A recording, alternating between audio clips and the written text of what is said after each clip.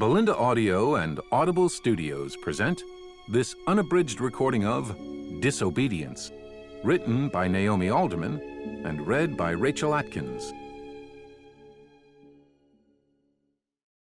Chapter 1. And on the Shabbat, the priest would sing a song for the future that is to come. For that day will be entirely Shabbat and for the repose of eternal life. Mishnah Tamid 7:4, recited during the Saturday morning service. By the first Sabbath after the festival of Simchat Torah, Rav Krushka had grown so thin and pale that the congregation muttered, "The next world could be seen in the hollows of his eyes."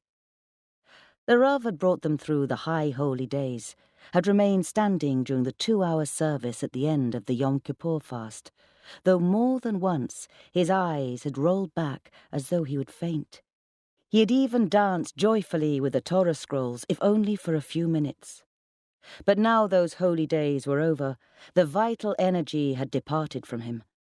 On this sultry, overripe September day, with the windows closed and sweat beading on the brow of every member of the congregation, the Rav, leaning on the arm of his nephew Dovid, was wrapped in a woolen overcoat. His voice was faint. His hand shook. The matter was clear. It had been clear for some time. For months, his voice, once as rich and clear as red Kiddush wine, had been hoarse, sometimes cracking altogether into a harsh little cough or a deep fit of retching and choking. Still, it was hard to believe in a faint shadow on the lung. Who could see a shadow? What was a shadow? The congregation could not believe that Rav Krushka could succumb to a shadow. He from whom the light of Torah seemed to shine so brightly that they felt themselves illuminated by his presence. Rumors had spread across the community, passed at chance meetings in the street. A Harley Street specialist had told him all would be well if he took a month's rest. A famous Rebbe had sent word that he and 500 young Torah students recited the entire book of Psalms every day for Rav Krushka's safe recovery. The Rav, it was said, had received a prophetic dream, declaring that he would live to see the first stone laid of the Beis Hamikdash in Jerusalem. And yet he grew more frail day by day. His failing health became known across Hendon and further afield. As is the way of things, congregants who might once have skipped a week in synagogue or attended a different service had become fervent in their devotions. Each week, more worshippers attended than the week before. The clumsy synagogue, originally merely 2 semi-detached houses knocked together and hollowed out, was not designed for this quantity of people. The air became stale during services, the temperature even warmer, the scent almost fetid. 1 or 2 members of the synagogue board suggested that perhaps they might arrange an alternative service to cater for the unusual numbers. Yitzhak Hartog, the president of the board, overruled them. These people had come to see the Rav, he declared, and see them they would. So it was that on this Shabbat in Tishri, the synagogue was overfull. Each member of the congregation fixing their attention more, sad to say, on the Rav himself than on the prayers they were addressing to their Maker. Throughout that morning, they watched him anxiously. It was true that Dovid was by his uncle's side, holding the siddur for him, supporting him by his right elbow. But, one murmured to another, perhaps the presence of such a man would hinder rather than help his recovery. Dovid was a rabbi. This much was admitted, but he was not a Rav. The distinction was subtle, for one may become a rabbi simply through study and achievement, but the title Rav is given by a community to a beloved leader, a guiding light, a scholar of unsurpassed wisdom. Rav Krushka was all these things without doubt. But had Dovid ever spoken in public, or given a magnificent Dvar Torah, let alone written a book of inspiration and power as the Rav had? No, and no. Dovid was unprepossessing to the sight, short, balding, a little overweight, but more than that. He had none of the Rav's spirit, none of his fire. Not a single member of the congregation, down to the tiniest child, would address David Cooperman as Rabbi. He was David, or sometimes simply that nephew of the Rav, that assistant. And as for his wife, it was understood that all was not well with S.D. Cooperman, that there was some problem there, some trouble. But such matters fall under the name of Lashon Hara, an evil tongue, and should not even be whispered in the holy house of the Lord. In any case, David was agreed to be no fitting support for the Rav. The Rav should be surrounded by men of great Torah learning, who might study night and day, and thus avert the evil decree. A pity, said some, that the Rav had no son to learn in his name and thus merit him a longer life. A pity, too, said others, more quietly, that the Rav had no son to be Rav when he was gone. For who would take his place?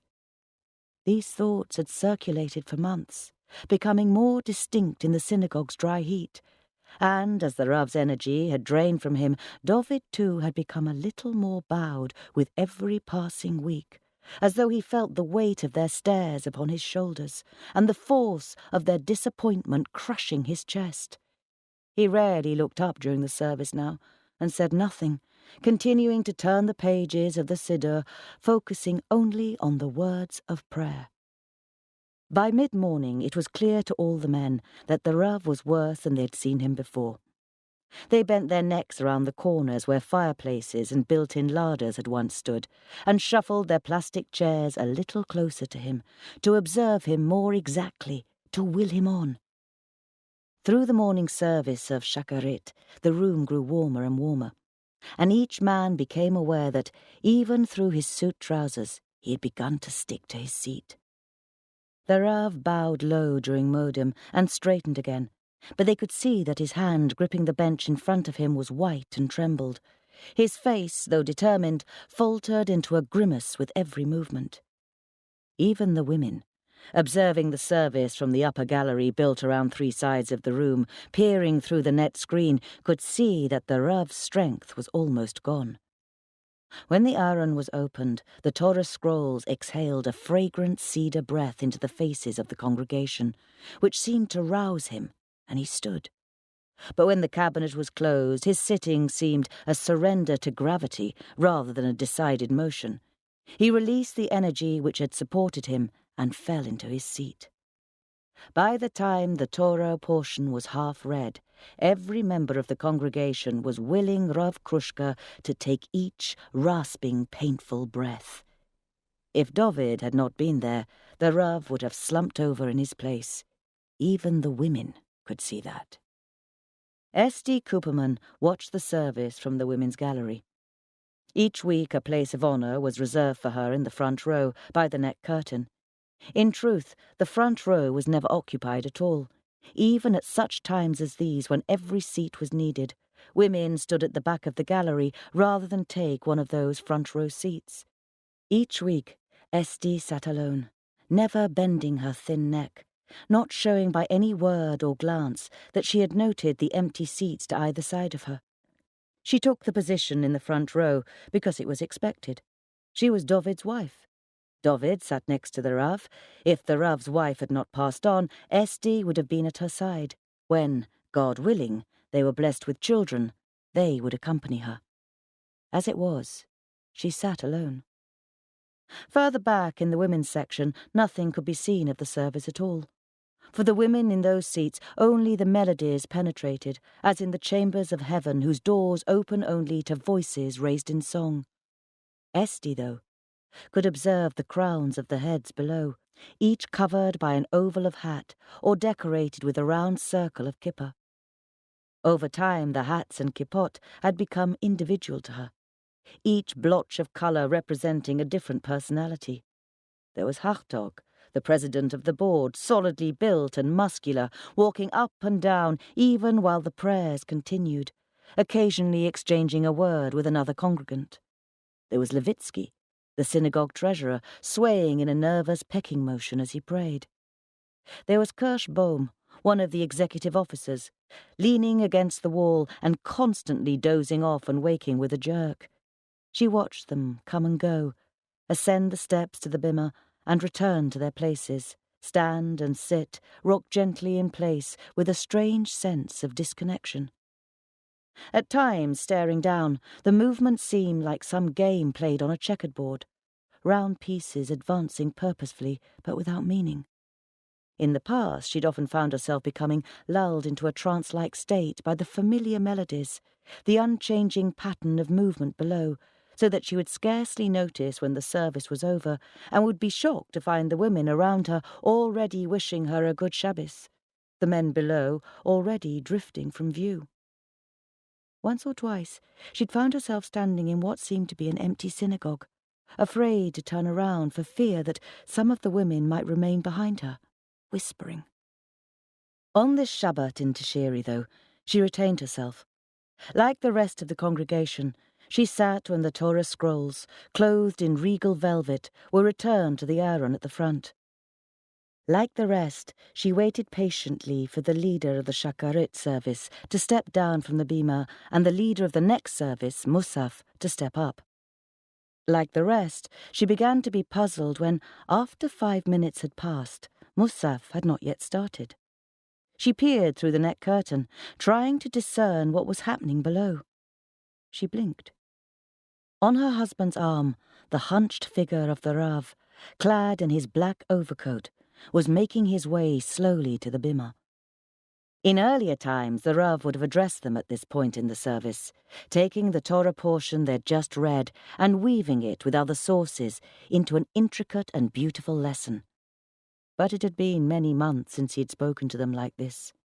This week, as for so many weeks now, a copy of one of his previous sermons had been left on each seat. The Rav was not well enough to speak.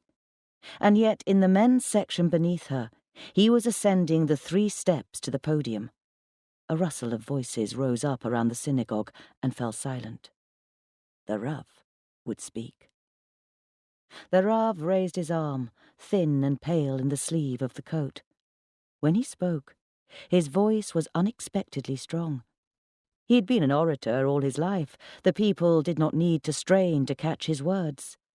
"I will speak," he said, "only for a moment. I have not been well. With Hashem's help, I will recover." There was a vigorous burst of nodding around the room. Several people clapped and were swiftly quieted, for theatre applause had no place in a synagogue. "Speech," he said. "If the created world were a piece of music, speech would be its refrain, its recurring theme. In the Torah we read that Hashem created the world through speech. He could have willed it into existence. We might read, and God thought of light, and there was light. No, he could have hummed it, or formed it from clay in his hands, or breathed it out. Hashem, our King, the Holy One, blessed be He, did none of these things. To create the world, He spoke, and God said, 'Let there be light,' and there was light. Exactly as He spoke, so it was." The Rav broke off, coughing violently, a sickly bubbling sound in his chest. Several of the men strained to move to him, but he waved them back. He supported himself on David's shoulder, gave 3 sharp coughs, and fell silent. He breathed heavily and continued. "The Torah itself, a book. Hashem could have given us a painting or a sculpture, a forest, a creature, an idea in our minds to explain His world. But He gave us a book. Words." He paused and looked around the hall, scanning the silent faces. At the moment that the pause had gone on just a little too long, the Rav raised his hand and banged it loudly on the lectern. "What a great power the Almighty has given us, to speak as He speaks! Astonishing!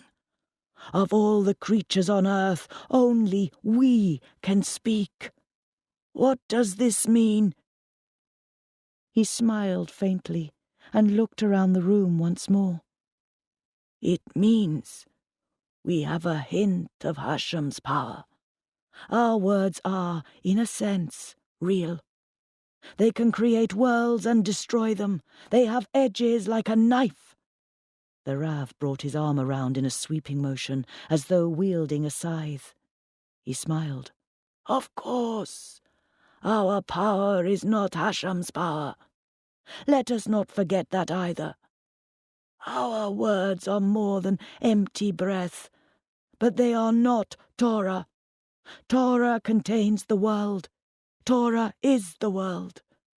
Do not forget, my children, that all of our words, all of our stories can only, at best, amount to a commentary on a single verse of the Torah." The Rav turned to Dovid and whispered a few words. Together the two men walked down from the bimah and back to their seats. The congregation was silent. At last, gathering himself, the Chazan began to pray the Musaf service. The Rav's words had clearly weighed with the Chazan leading the prayers, for the man seemed to be paying peculiar attention to each letter, each syllable of every word. He spoke slowly, but clearly and with power, as though he were hearing and appreciating the words for the first time. "Meka kel kaim ba kased," he said simply. "He sustains all living things with kindness. He gives the dead life with abundant mercy." The congregation responded in kind, their responses becoming louder and clearer until they were speaking with one great voice. As the Chazan reached the Kedusha, he began to sweat. His face was pale. "Naritzka, venakdishka," he declared. "Kadosh, Kadosh, Kadosh," the people responded, raising themselves onto the balls of their feet, many feeling a little light-headed, perhaps through the heat.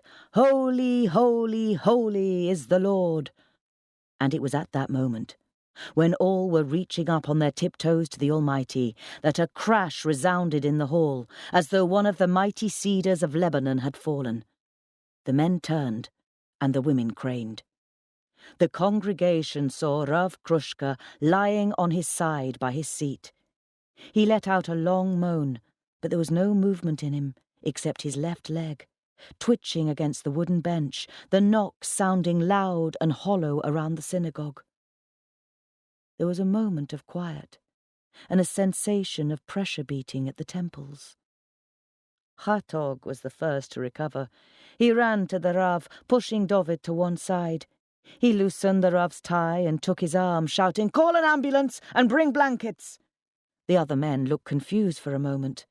The very words, "call an ambulance," uttered in the Rav's synagogue on the Sabbath seemed unreal, as though they'd been asked for a slice of bacon, a pint of prawns.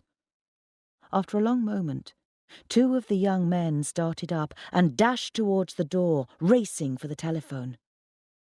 High above, Esty Cooperman stood still, although some of the other women were already making their way downstairs to see what should be done. Esty watched her husband take his uncle's hand and pat it, as though to comfort the old man. She noticed that Dovid's hair was thinner seen from this angle than she had thought. Some part of her noted, almost without intending to, that Hartog had already left the Rav's side, leaving his care to the other medical members of the congregation, that he'd pulled 3 or 4 men of the synagogue board to one side, that they were in conversation. She looked at her own bony fingers, curled around her siddur, the nails very white. And for an instant, she felt heavy damask wings stirring the air against her face. The beating wings might have surrounded her, moving more slowly, more heavily, circling and ascending infinitely slowly, bearing a far greater burden than the soul of one old, tired man with a shadow on his lung. The breath had gone out of the room, and the beating wings were a pulse, growing fainter and fainter. Esty felt exhausted, unable to move. David raised his head to the women's gallery, looked to her accustomed place and shouted out, "Esty!" Plaintive, frightened. Esty started back from the rail and turned to stumble across to the door of the stairwell. She was faintly aware that some of the women were touching her, reaching out their arms to stroke her, support her. She wasn't sure. She continued towards the exit, thinking only that she must go now, that there would be something she should do. And it was only when she was running down the stairs towards the men's section that a thought awakened in her mind, a thought at once shocking and joyful, a thought of which she felt instantly ashamed. As she raced down the stairs, the rhythm of her steps echoed to the beat of her repeated thought. If this is so, then Ronit will be coming home. Ronit is coming home. The night before, I dreamed about him. No, really. I knew him by his words. I dreamed about a huge room filled with books, floor to ceiling, the shelves stretching on and on, further and further out, so that the harder I looked, the more became visible at the limits of my sight. I realized that the books and the words were everything that was and everything that had ever been or would ever be. I started walking. My steps were silent, and when I looked down, I saw that I was walking on words, that the walls and the ceiling and the tables and the lamps and the chairs were all words. So I walked on, and I knew where I was going, and I knew what I would find. I came to a long, wide table. Table, it said. I am a table. All that I have ever been or ever will be is a table. And on the table was a book, and the book was him. I knew him by his words.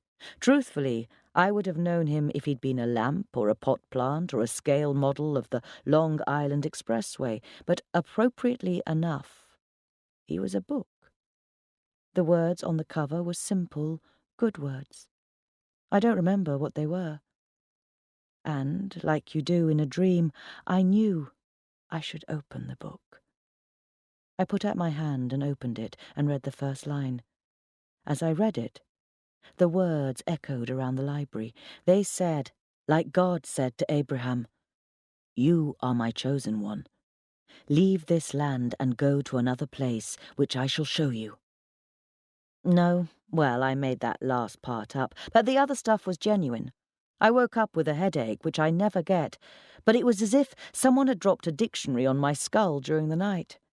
I had to take a long, really hot shower to ease the words out of my brain and tension out of my shoulders, and of course, then I was late for work. So I was walking down Broadway in search of a yellow cab, which you can only ever find when you don't need one, when suddenly I heard a voice say, as though it had spoken right in my ear, "Excuse me, are you Jewish?"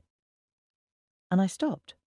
Almost jumped, because it was so close and so unexpected. I mean, particularly in New York, where everyone's Jewish anyway, so I turned to see who it was, and lo, I had fallen for the oldest trick in the book, because there was a guy with a smart suit, a neatly trimmed beard, and a stack of flyers, clearly out to sign up some Jews for his 100% top-quality religion. Poor guy. Really, because I was late, so in a bad mood to start off with, and I'd had that dream. Usually I'd have just walked on by, but some mornings you just want to fight with someone. I said, "I'm Jewish. Why?" Except, of course, I said it in a British accent, which I could see puzzled him straight away. On the one hand, he wanted to say, "Hey, you're British," because he's American and they like to tell me that, but on the other hand, he had God whispering encouragingly in his ear, saying, "Here is a woman whom you, my friend, can win for righteousness." The guy pulled himself together, souls to save, worlds to conquer. "May I interest you in a free seminar on Jewish history?" Right, of course. He was one of these guys, not selling a new religion, but the old one, winning people back to the faith, free seminars on Jewish history, Friday night dinners, a bit of Bible code thrown in. Well, I guess it works for people who've never had that experience, but That's not me. I could practically be leading one of these things. I said, "No thanks. I'm really busy right now," and I was about to turn and walk away when he touched my sleeve. Just brushed it with the palm of his hand as though he wanted to feel the material of my coat, but it was enough to freak me out slightly. It made me almost long for a Lubavitch boy, whose sweat and desperation you can smell from 3 feet away and who would never touch a woman. Anyway, my guy held out a leaflet and said, "We're all very busy. These are fast-moving times. But our ancient heritage is worth making time for. Take a flyer. Our programs run all over the city. You can join any time you like." I took the flyer, and I glanced at it for a second, intending to walk on, and then I looked for a bit longer, just standing there.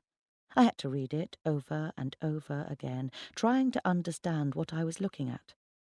A bright yellow sticker on the front read, "Monday night special seminar. Rabbi Tony will talk on Rav Krushka's book, Day by Day, and how to apply its lessons in our lives." I mean, I knew he'd written a book, but when did it come over here? When did he produce lessons to help us in our lives? When did people who call themselves Rabbi Tony start being interested? I pointed at the yellow sticker and said, "What's this?" "Are you interested in Rav Krushka?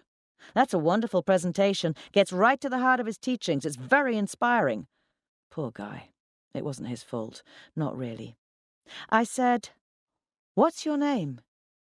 He smiled broadly. "Chaim. Chaim Weisenberg." "Well, Chaim, what exactly are you doing this for?" "This? This standing on the street corner, handing out flyers to passers-by. Are you being paid for it? Blackmailed?"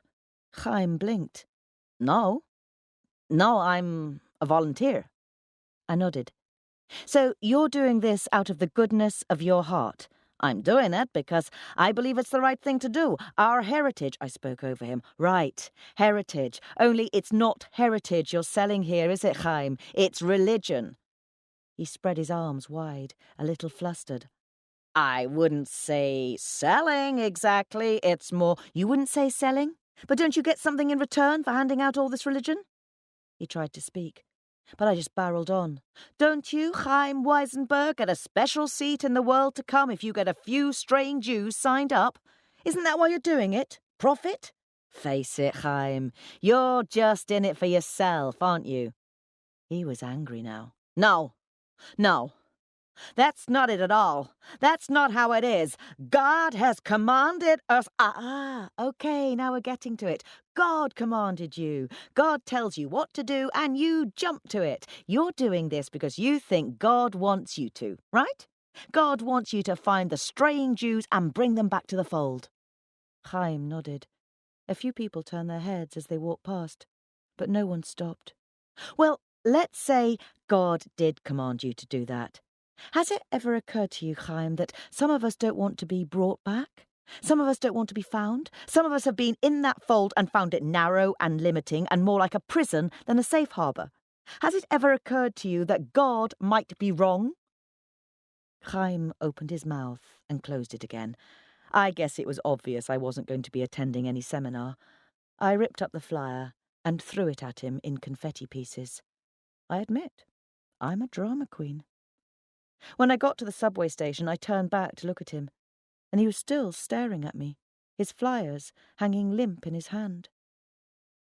Dr. Feingold tells me that I need to work on feeling my feelings, in the interests of which I have to admit that old Chaim got to me more than I'd expected. I was still thinking about him and about all those saps lining up to take seminars in the lessons of Rav Krushka when I got into work.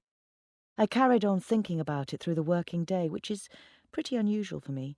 I usually enjoy the way work forces everything else out of my head. I work in corporate finance. I'm an analyst. It's a full-on job. It takes all the brains I have in my head.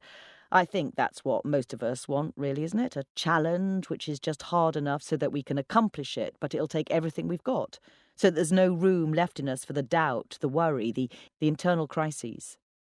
We have to let it fill us up because that's the only way to get the job done. Dr. Feingold says, "So you won't have time to think, Ronit." And she's probably right. But maybe introspection is overrated. Anyway, I like my job, and I'm good at it. I had a new contract to be working on, which demands full concentration if you're not going to misplace $1,000,000, and yet, somehow, there Chaim was all day. I kept imagining him on the street, handing out his flyers. Some people would walk on, but some people would take one. And of those, some people would call, and of those, some people would end up attending that seminar. Chaim was wearing a sharp suit. The flyers were glossy. They're probably doing well. Hundreds of sheep are probably stumbling back to the fold right now. It unsettles me just a bit to think about the business of it, about the expenditure to sales ratio and the probable returns. If you can put a value on a soul, there's probably someone out there just like me crunching the numbers on the religious zeal biz. And yes, Dr. Feingold would probably say that even thinking about that was a way to stop thinking about other things, but, sometimes I'm just too clever, even for myself. I stayed late at work, trying to make up for the things I hadn't got done during the day, but of course that never happens because you get more and more tired as the evening goes on, and the amount of time the work's going to take gets longer and longer. Eventually, I noticed Scott and I were the only two people left in our section, and I thought it wouldn't be long before he came over and tried to talk to me. Or didn't. The alternative is didn't, and it's even more uncomfortable, so I went home without wishing him good night. Inevitably, because journeys are so good for brooding, thoughts of Chaim and Rabbi Tony led to thoughts of London, which are never good thoughts to have. And when I got back after dark, I realised, of course, that it was Friday night, which is never a good thing to realise. And I started to think about my mother. One of the only distinct memories I have of her, which must have been because it happened so often, on Friday night, lighting her candles in those huge silver candlesticks covered in silver leaves and flowers. And I knew it wasn't going to get any less maudlin from there on, and I really wasn't up for one of those fun evenings contemplating how no one else in my life has ever truly loved me, so I poured myself a large one and went to bed. That night, I dreamed of nothing and no one, which was perfect. When I woke, it was late. I walked to the Museum of Natural History on 83rd Street, but by the time I'd got there, it was closed and it was too cold to sit in the park. I could have called someone, made dinner plans, gone to the movies, but I didn't. I watched the day pass by, the hours chasing each other to sunset. At 8 p.m, it had been dark for about an hour, and I was thinking of ordering takeout when the phone rang. I picked it up, and there was a silence on the other end, then the sound of drawn-in breath. I knew it was Dovid before he even spoke a word. He's always done that on the phone. A silence, like he's trying to decide whether, after all, you'll be glad to hear his voice.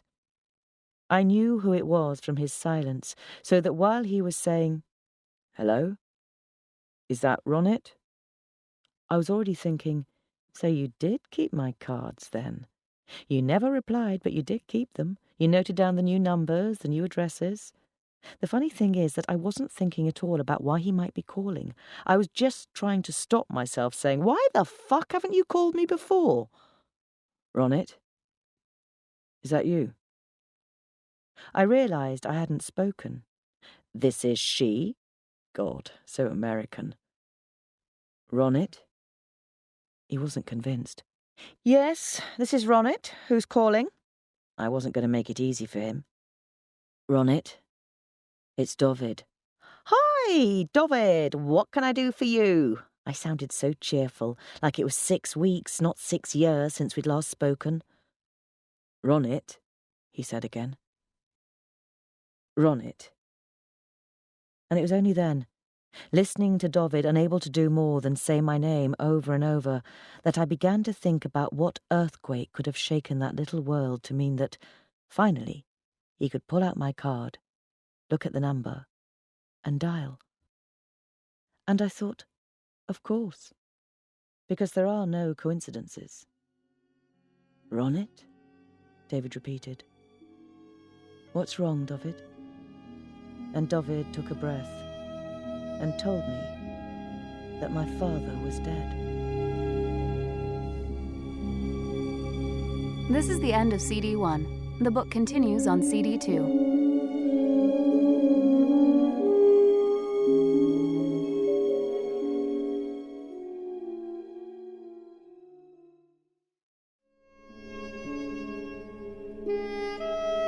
CD 2.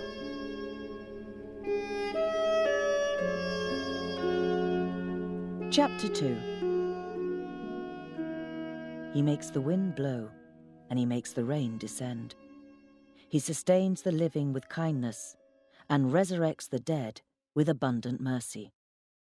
From the Amidah, recited in the evening, morning, and afternoon of every day. Torah, we are told, is compared to water. Without water, the earth would be but a thirsty husk, a parched and aching desert. Without Torah, man too would be only a shell, knowing neither light nor mercy. As water is life-giving, so Torah brings life to the world. Without water, our limbs would never know freshness or balm. Without Torah, our spirits would never know tranquility.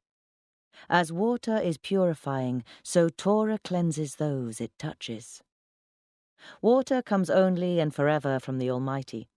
It is a symbol of our utter dependence on Him. Should He withhold rain for but a season, we could no longer stand before Him. Just so, Torah is a gift which the Holy One, blessed be He, has given the world. Torah, in a sense, contains the world. It is the blueprint from which the world was created. Should Torah be withheld only for a moment, the world would not only vanish, but would never even have been. We should not separate ourselves from Torah, as we would not deny ourselves water. For those who have drunk of it will, in the sum of things, live. By 9 p.m. on Saturday night, Shabbat had been over for an hour, and the grey-faced doctor had released the Rav's body. In the synagogue's entrance hall, an urgent whispered congress was taking place between the members of the synagogue board. Hartog, the president, Levitsky, the treasurer, Kirschbaum, the secretary, Newman, and Reigler.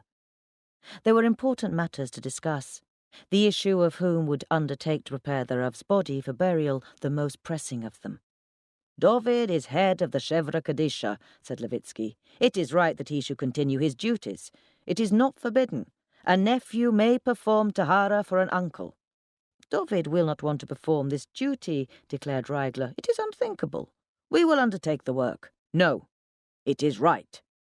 Levitsky's face trembled with the excitement of having a position, of taking a stand. "It is more dignified. We must think of the Rav's dignity." Newman remained silent, glancing from one face to another, attempting, as was his way, to discover where the consensus would fall.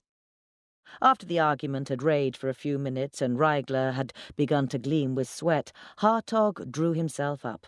He said, "Do you not think, gentlemen, that we should ask David? I am sure that he will have an opinion on the matter." The other men fell silent. They stood contemplating the quiet of the synagogue. When Newman spoke, his voice seemed loud. "What will happen now?" Hartog looked at him. "Now? Now we must prepare the Rav for burial." "No," said Newman. "What will happen now? Now that he is gone?" Hartog nodded. "There's nothing to fear," he said. "The Rav's work will continue. His book will still be read, his thoughts will live within our minds. The shul will continue its work. Everything will remain as it has been. Nothing need change." A question remained unspoken. Each of them knew it. It was the same question that had been raised between the men on many other occasions. In quiet meetings over Sabbath tables and in whispered telephone conversations, the question had been asked and then abandoned. It was too difficult to address, an impiety while the Rav still lived, and yet now each of them wished he'd had the courage to voice it strongly, to solicit opinions, even to ask the Rav what he himself thought. It was too late for this indecision. The question ought to have been answered months earlier. Levitsky bent his head and looked at his shoes. "Who will lead us now that our pillar of fire is gone?" The men looked at each other. This was the heart of it. There was no answer. None, at least, that made itself apparent to them. They looked at each other in silence, lips pursed, eyes narrow. Only Hartog smiled.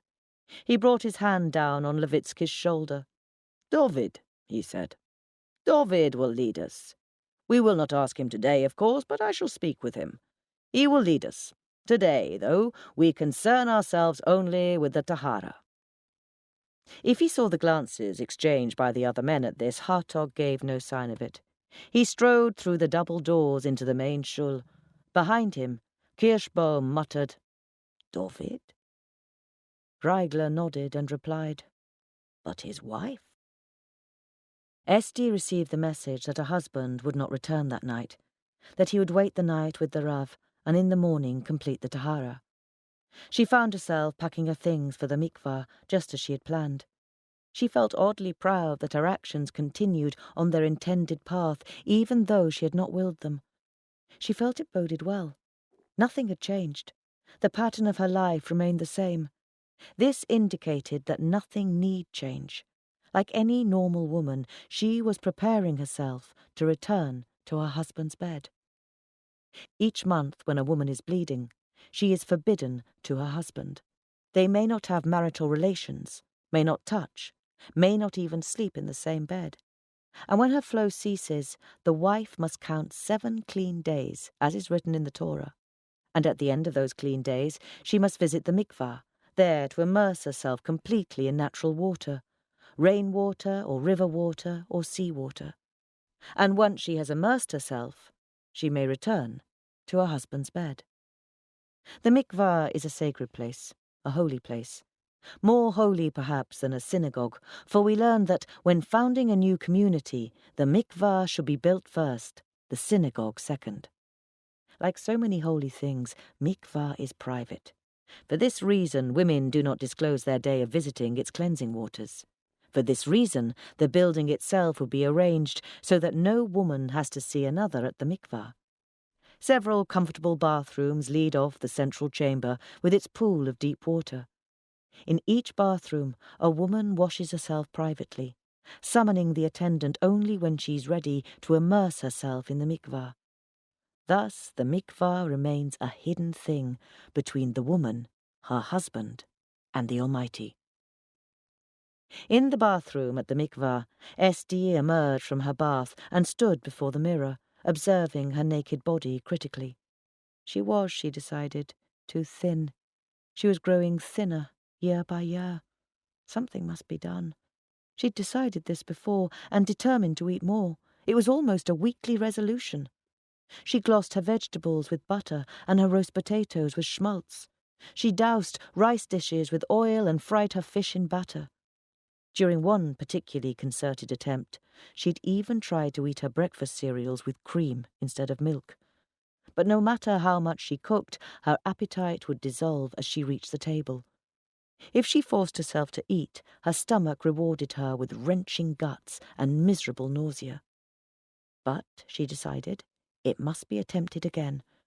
She was sure she had become thinner, even since last month.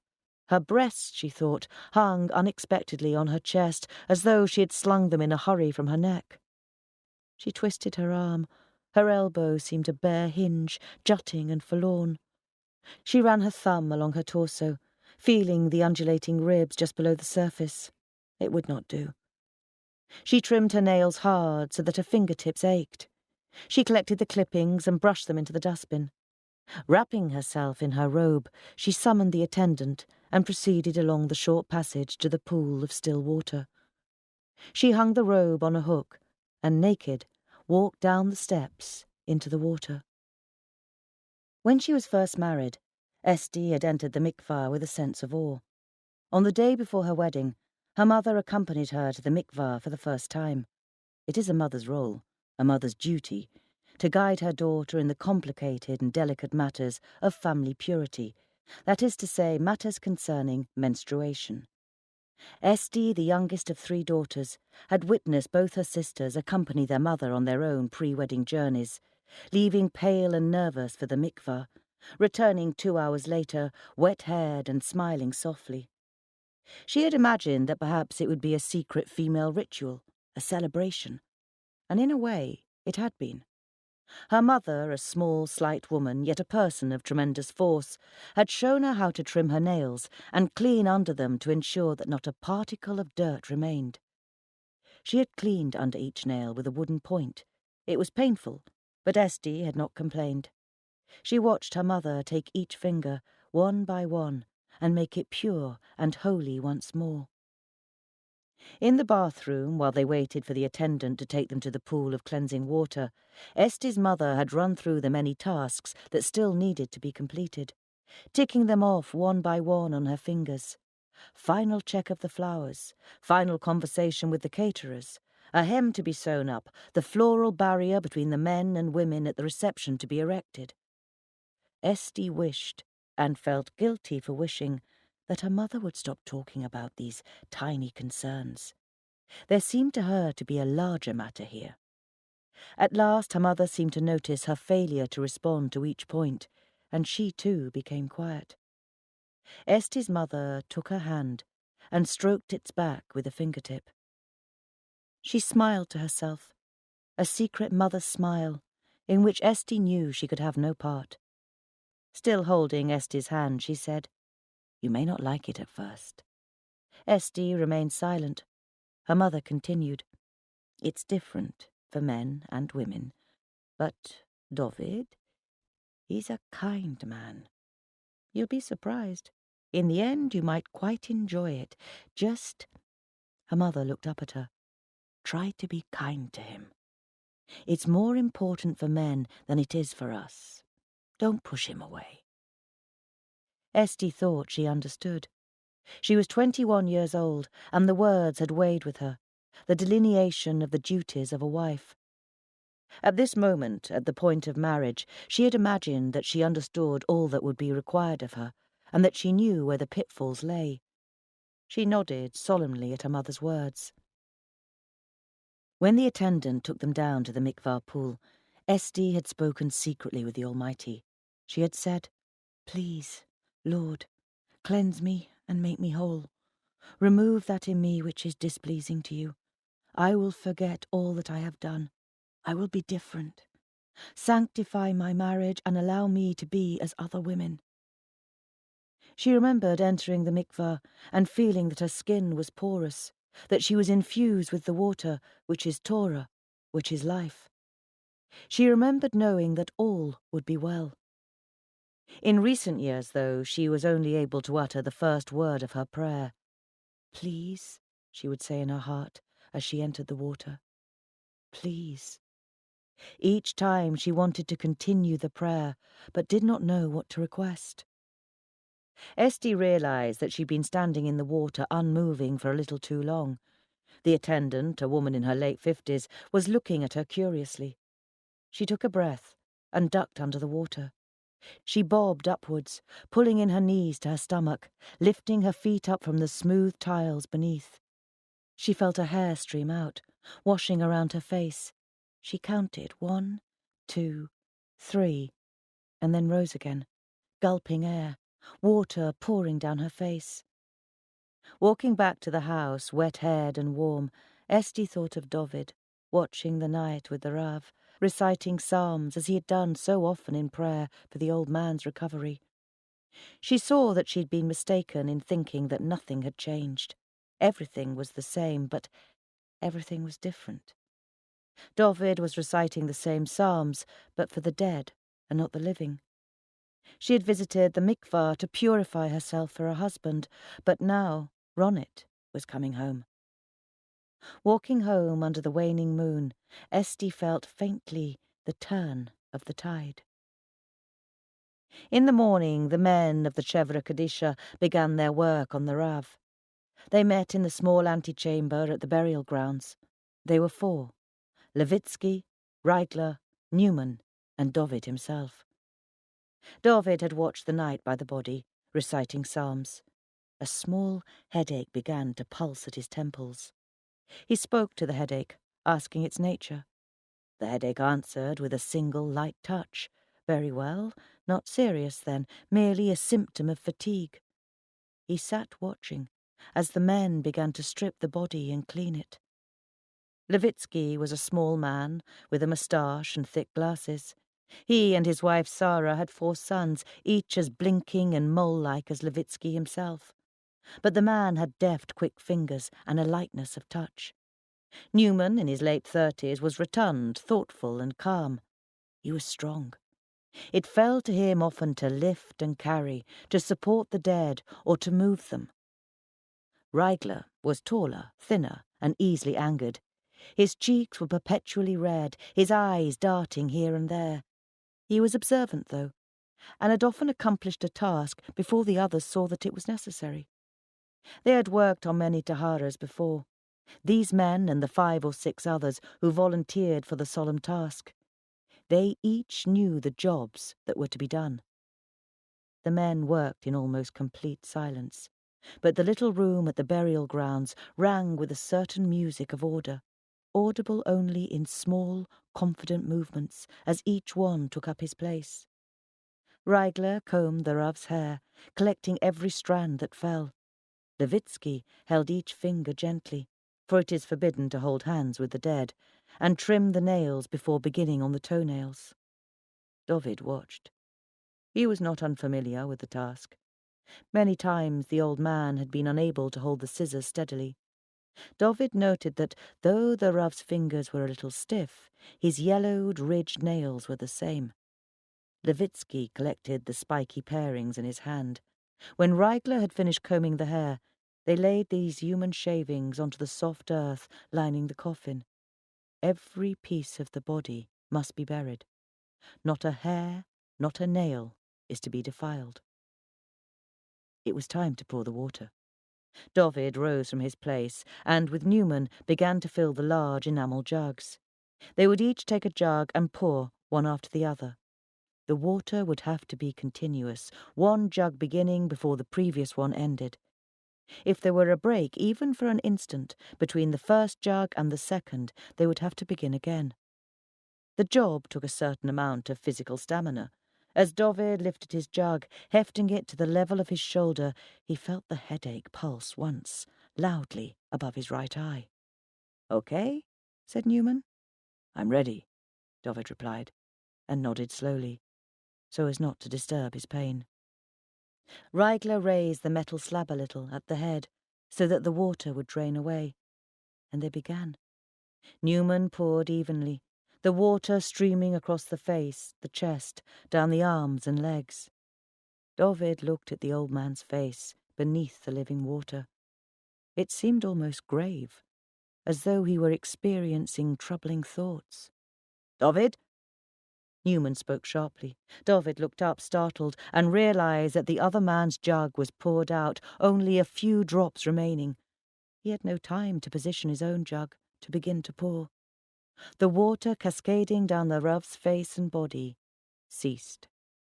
The room was silent.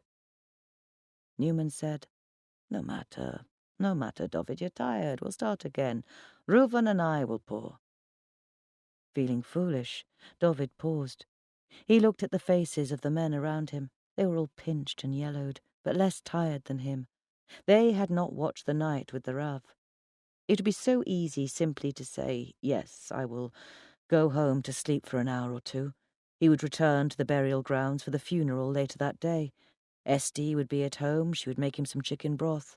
What husband would refuse an hour or 2 with his wife at a time such as this? "No," he said. "No. We'll begin again." They poured the water. This time, Dovid poured first.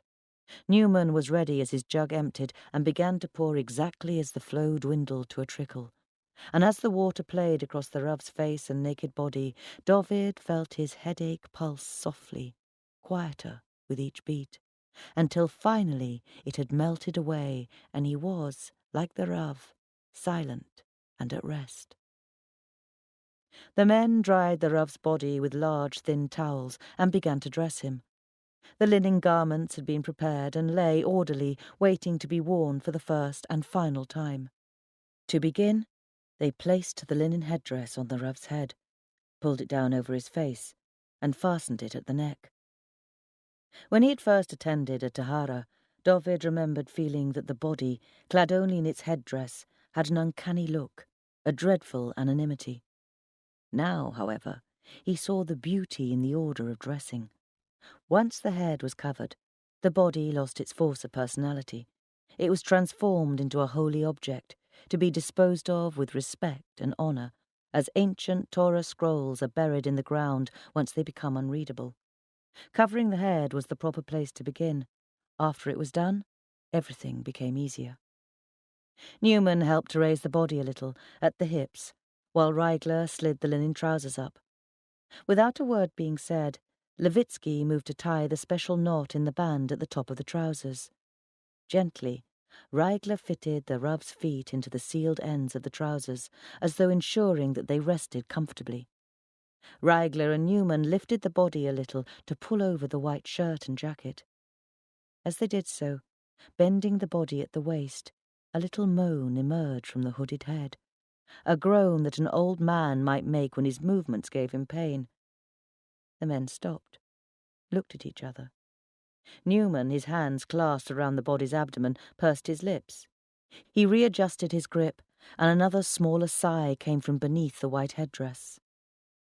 "Perhaps," said Levitsky softly, "you should not press on the chest so firmly, Asher." Newman nodded and carefully moved his hand so that he was supporting the body from under its arms.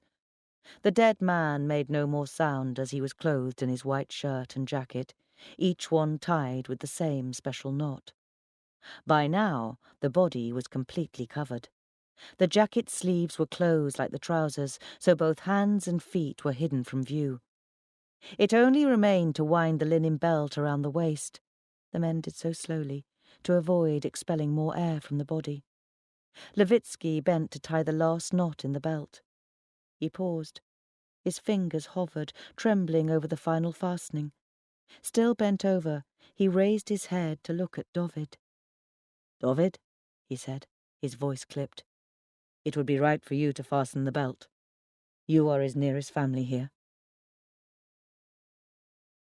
Levitsky moved away from the white-clad body, and Dovid moved towards it. He took the ends of the white linen belt in his hands. This was the final knot, in the shape of the three-pronged letter shin, the first letter of one of the names of the Almighty. Once this knot was made, it could not be undone. He had tied such knots many times before for many men, but felt oddly unwilling to begin this time. This knot would be the end of it. This knot that could never be untied, this thing that could not be undone. Once this was done, there could be no denying it. Something would change. "Well," he said in his heart, "so be it. Nothing could remain the same forever." He tied the belt. Together the men moved the body from the table into the waiting coffin. As they rose, the four men found themselves suddenly a little dizzy. Simultaneously, they reached out their hands to steady themselves, resting the flats of their palms on the wall or gripping the edge of the central table. As one, they looked up, and each, seeing the others, began to smile. A chuckle rippled between them like the sound of running water. "Have we done all that is needed?" asked Levitsky. There were nods, closed-mouthed smiles of agreement. "Then it only remains," he continued, "to ask the forgiveness of the Rav." The men turned to the coffin, and each spoke quietly in his own words, asking for the Rav's forgiveness if they had in any way behaved without proper respect to his body. After a pause, Reigler began to screw down the lid of the coffin. Dovid turned and walked from the small room.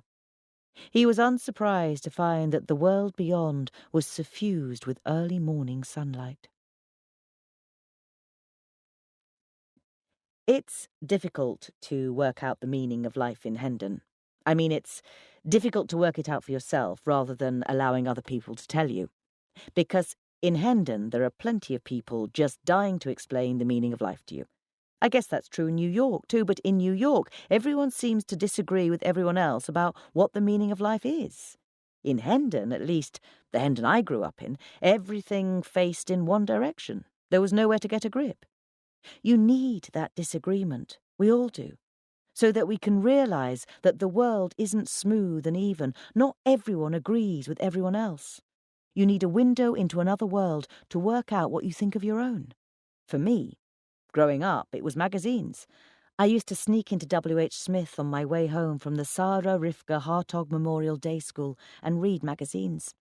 It didn't much matter what, I'd pick something at random off the shelf and read it. I didn't properly understand the differences between them. I couldn't have told you about their target audiences or demographics. I read Loaded and Vogue, Woman's Own and the NME, PC World and the Tablet. In my mind, they became jumbled, those scraps of other lives. There seemed to be so many different things to know about. Music, films, TV, fashion, celebrities, and sex. These days, I buy magazines all the time. I go into Barnes & Noble, choose one I want, and take it home. There are stacks of them all over the house, covering half the surfaces, and yeah, I know I'm proving something to myself, but it's something worth proving, so I go on accumulating piles of glossy paper. Strangely, though, I find there's no magazine called Death. You'd think one of them would at least run an article. Some helpful household magazine could do a feature. Homemade coffins, a cheaper alternative. Cosmo could do grieving, do it better, faster and more often. Even a Vogue special on funeral outfits would be some help, but no, nothing. It's like this essential feature of human being simply doesn't exist in the full-colour magazine world. So, there's always therapy. I thought of calling Dr. Feingold, but I didn't want to listen to her answers masquerading as questions. Not then, anyway. I thought of saying, OK, he's dead, but I never liked the old sod anyway. I'll call some friends, go dancing, get drunk. And then I thought of the garments that they would be dressing my father in. White linen, with closed arms and legs. Every human being, whoever you are, whoever you had been, gets the same. And I thought, in my father's house, they would know what to do. In my father's house, they wouldn't need any magazine to tell them. So, this is what you do. This is what I ought to be doing. The Jewish mourning ritual for close relatives, parents, children, siblings, husband or wife. In the first week, you tear your clothes. You don't cut your hair or wash in hot water, and you cover your mirrors. Because this is no time for vanity.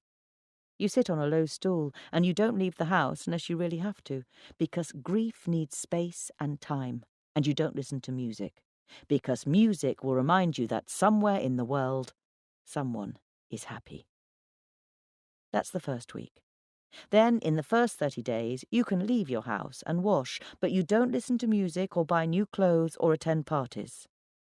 Then after the first 30 days, but still in the first year, you don't buy new clothes. And at the end of the first year, they set the tombstone at the grave and you go and you pray. And every year from then on, you light a candle on the anniversary of the death. It's very orderly, very precise. I could map out the whole of my next year or next month. It's supposed to make everything simpler. Except that, for me now, it makes nothing simpler. Because this stuff only works if everyone else knows what you're doing. It works if you're sitting on your low stool in your torn clothes and your friends and family come to visit. They bring food, they talk in low voices, they pray, but I'm here. And I'm not that anymore. And somehow it wouldn't work to call up a friend and say, I would now like to participate in the ancient Jewish grieving ritual. For this, I will need some volunteers. I sat for a while. I thought about what would be happening now in England. I thought about the end of the world and what's supposed to come after. I thought about eternal life in the next world. I couldn't bear that anymore. I fished a pair of nail scissors out of my makeup bag and sawed through the hem of the jogging top I was wearing. It ripped with a fairly satisfying noise, scattering little grey fibres in the air. It felt good, I'll admit it. It felt like I was doing something, which I suppose is the point. And then it felt like nothing again, like I'd ruined a perfectly useful item of clothing. So I called Scott late at night, but hey, he did always say, "Call me any time. If you really need to," he'd add. "If you have to." I called him, not because I need him or want him back or any of that bullshit, but because I just knew that he'd understand. While the phone was ringing, I almost convinced myself to hang up, because maybe even calling made me weak, when I should be trying to be strong. And then he answered. I said, "Hi, it's me." He said, "Oh, okay." "Scott, I wouldn't call, only—" I paused for dramatic effect. I did, I admit it. I paused, so he'd think I was going to tell him I loved him or wanted him back, so that he'd feel really lousy, really small-minded and petty when I said, "I've just heard. My father's died." An intake of breath. "I'm so sorry." He sounded sorry. A pause, then, "I'll come over." No, you shouldn't. I'll be fine. I'll come." "Are you sure?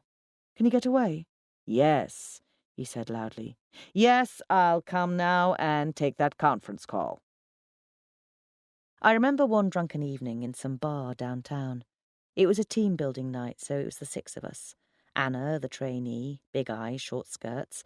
Martin, account manager, hoping Scott would go home, so he'd be alpha male. Bernice, quiet, husband calls at least twice a day. Carla, the boss, wool suit, wanting to be generous, but looking nervously at the menu every time one of us ordered a drink.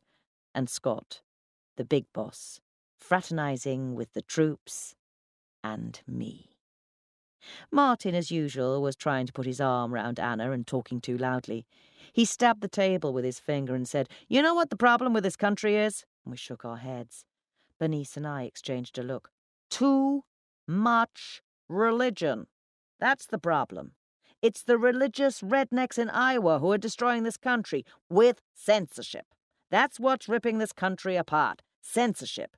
You know, Ronit, you guys have got the right idea in Europe."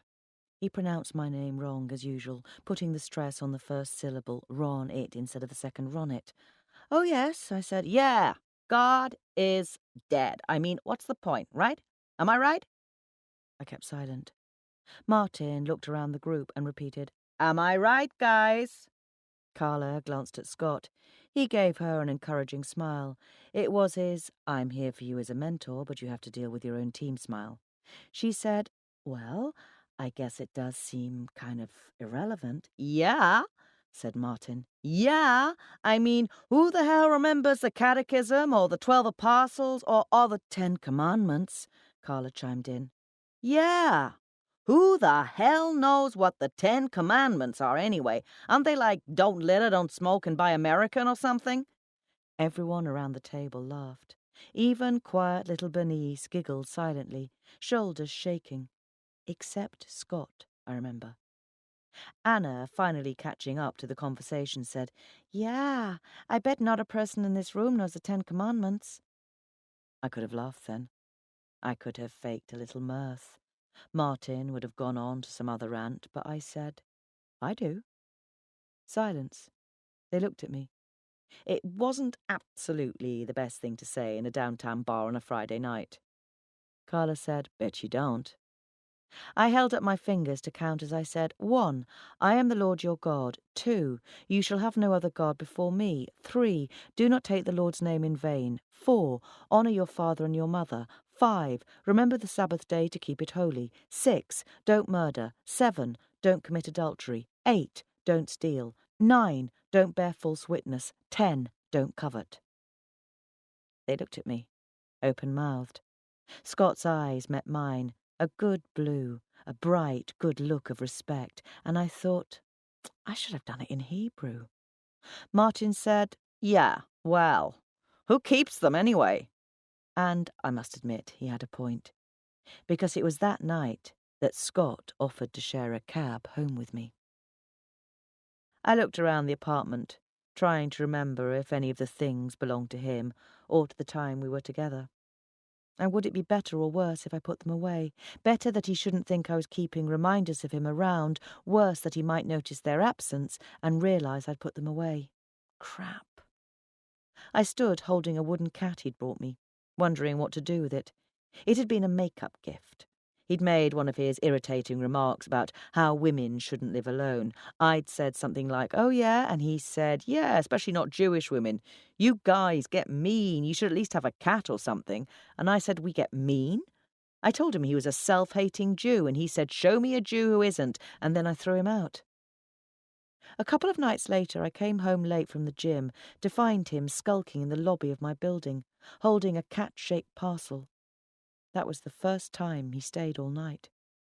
I asked him how he could, and he said his wife had taken the kids to her parents in Connecticut. They visit her family, go to church, country stuff, he said. I hit him and said, "Church? You married a shiksa?" And he said, "You can talk." And I said, "I am a completely different situation." He said, "Oh, really?" And he leaned in, and I could smell his skin. Cedarwood, linen, and lemons filling my nostrils. Afterwards, I told him that my father would want me to try to win him, Scott, back for the faith. He said, "Wouldn't he want me to win you back?" I didn't answer that. I was thinking about this, about the smell of his skin and the size of his hands, which were far too big, ludicrously large, clown hands, when the buzzer sounded. And it seemed like only half a second at most before he came through the door, and I realised I was still holding the stupid wooden cat. I put it down on the hall table and said, "Hi." And he said, "Hi. Should I be wishing you a long life or something?" "You can if you like, but I kind of thought you wished I was dead."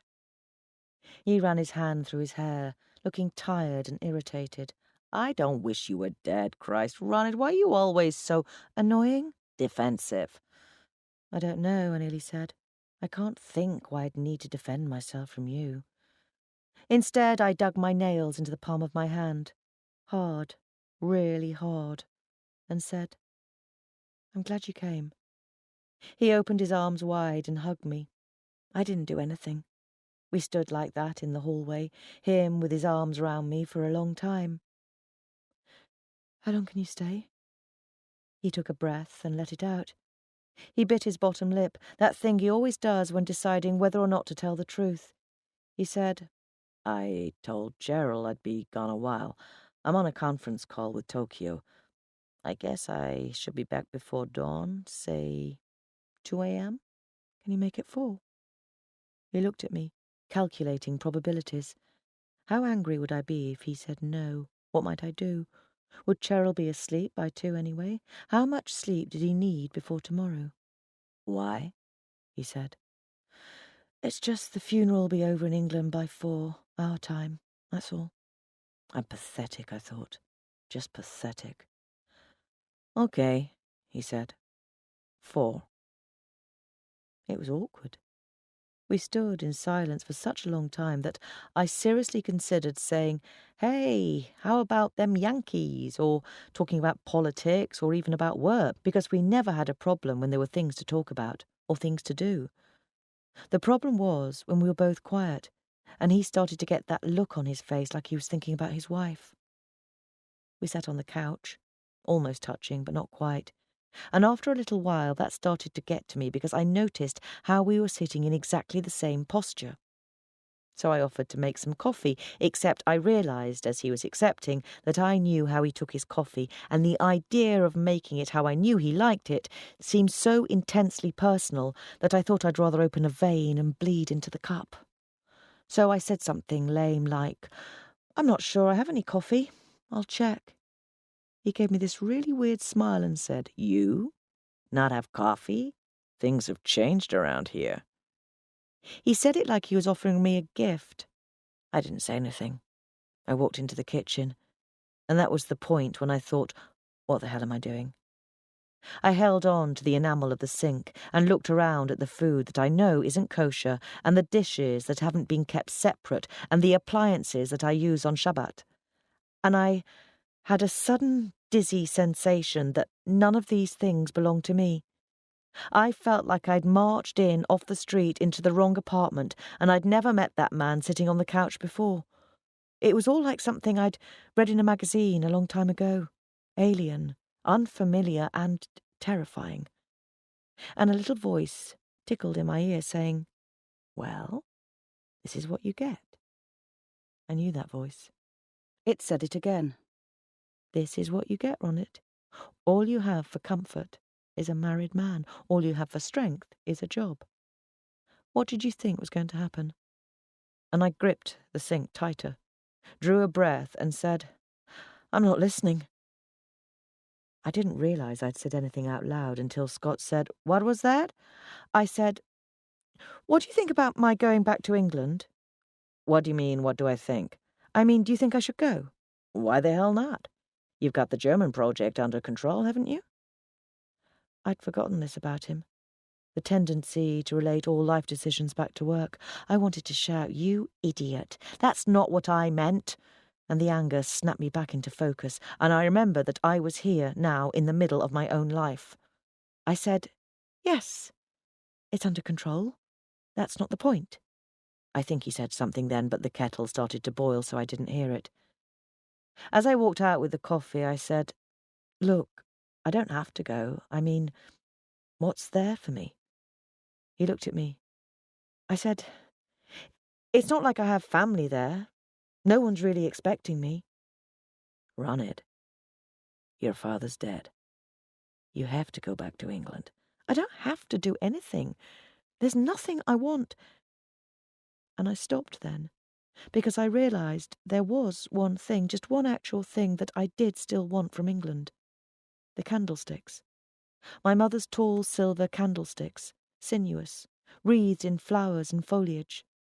The candlesticks I could never have asked my father for all these years, because he wouldn't have wanted them to reside in my heathen home. It would be good somehow to have them here. I almost said that to Scott, but then I thought, actually, why do you deserve to know this? The time's past now for you to know this sort of thing about me, so I stopped talking and looked down.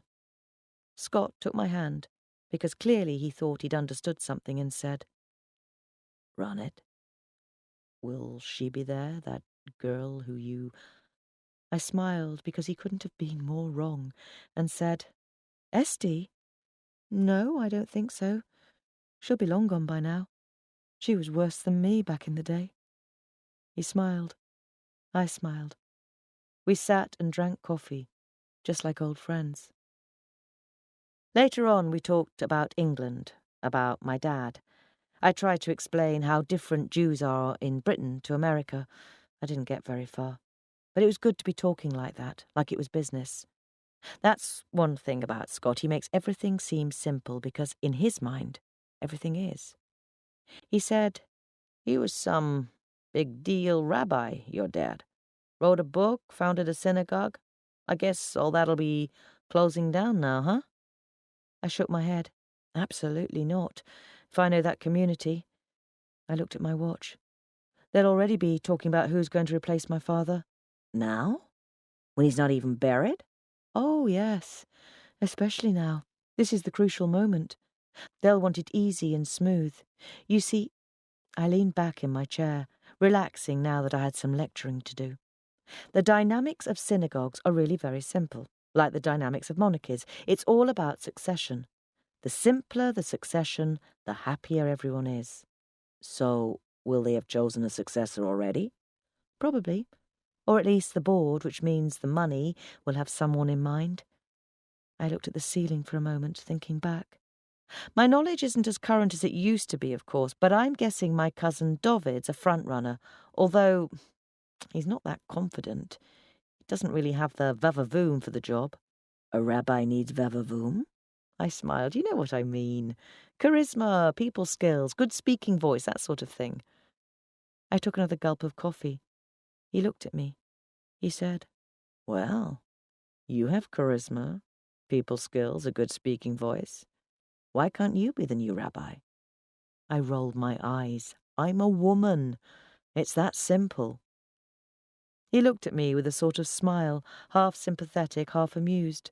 Suddenly I didn't want to talk about this any more. And after all, What had I called him for in the middle of the night?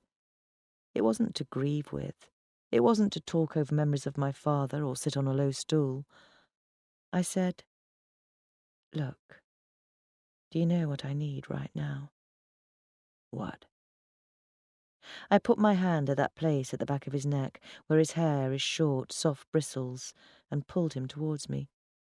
And because it was easy, I guess, or familiar, or just because it put an end to the awkwardness, he kissed me back.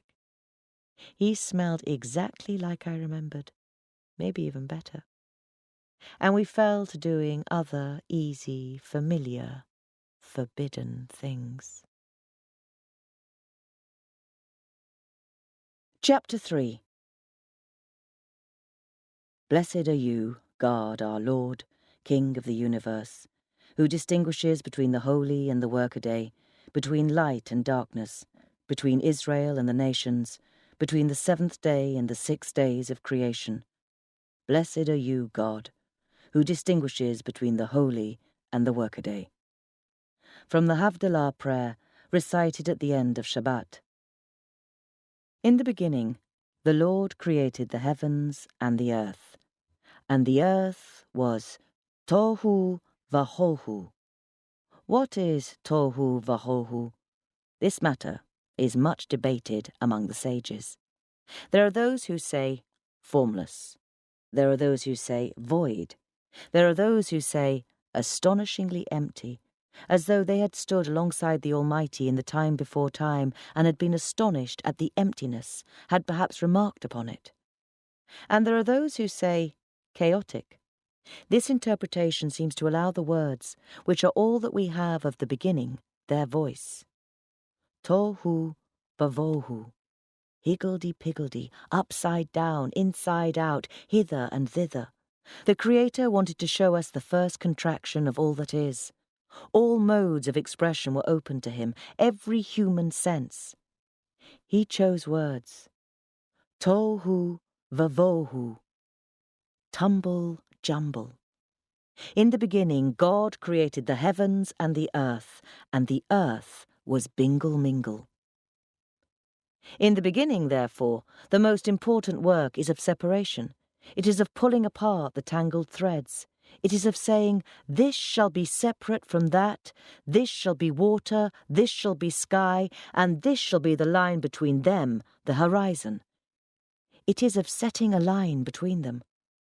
What does it mean that this world came into being at first through a blinding act, but then subtly, slowly, as elements were teased away, as infinitely fine lines were drawn? It means, surely, that to understand the world, one must understand the separation. On Wednesday night, the 5th night of the Shiva, David watched Esti cook. He took pleasure in this, in a simple appreciation of her skills. He enjoyed the sense of professionalism in her calm addition of seasoning or her careful reaching for a cast-iron saucepan. He imagined that she liked to cook. He had no way to know, but the fact that she continued to prepare meals seemed to indicate that she must take some pleasure in it. In any case, how else were they to communicate? She cooked, and he ate. This, too, was a form of speech. The previous year, a new member of the community, Mrs. Stone, the orthodontist's wife, had approached him at the buffet after the Shabbat service and whispered, "Your wife, Rabbi Cooperman." She had yet to learn how to address him from the others. "Does your wife speak?" He saw several of the women around her turn their heads and blink like birds of prey. He almost smiled. One of these women would take her aside in the next few days and explain how things were, that certain things could be discussed and certain things could not. Mrs. Stone would be brought into line. "Of course," he said. "Of course she speaks." And it was true. Esti often spoke. There had been a time when they spoke to each other in long, effortless conversations. They had spent nights like that, still talking when the sky grew pale. Yet here they were conversing through pots and pans, through— what was she cooking? The pans simmering on the hob were the fleishik set. Meat, then. David raised himself a little in his place and saw that she was stirring some minced beef. with the red-handled spoon that went with the orange fleischick pans and the burgundy plates. This, too, was a form of communication. The wordless order of the kitchen, the separation of milk and meat, which was not forced but seemed to emerge naturally from each utensil. Of course, each item seemed to say, meat will be cooked in the red pots and dairy will be cooked in the blue. It is natural. In the same way that trees remain rooted in one spot, that water runs downhill, that the walls of a building do not dance. Such order, Dovid thought, is the simple voice of God, whispering softly in the world. They had need of order, and in truth, they had need of silence. It had been a turbulent, nauseous week. They were not sitting shiver. The duty was not theirs, being neither parents nor siblings nor children to the Rav. Yet is it not written that a man who teaches Torah to another may be considered as his father? Thus the whole community was bereaved, and Esti and Dovid's house had become a way station of grief. Every night there had been knocks on the door, murmured words, gifts of food. The visitors blended in Dovid's mind into a single face, both solemn and demanding. Only a few individuated details remained.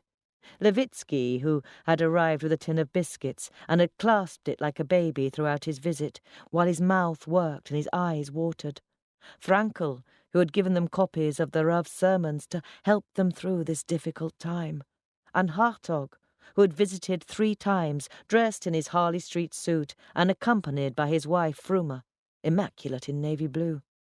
Hartog and Fruma had simply sat in silence, until that silence had become so thick, so velvety and deafening that Dovid was forced to ask about synagogue business.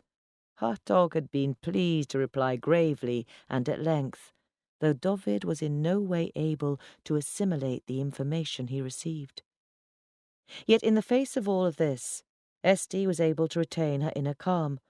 She showed no signs of distress or dismay. Things with her continued as they'd always done. Dovid knew what was said about his wife. It was true that she was often silent, even in company, even when directly addressed. She had an oddness of manner to her, an ability to become suddenly very still.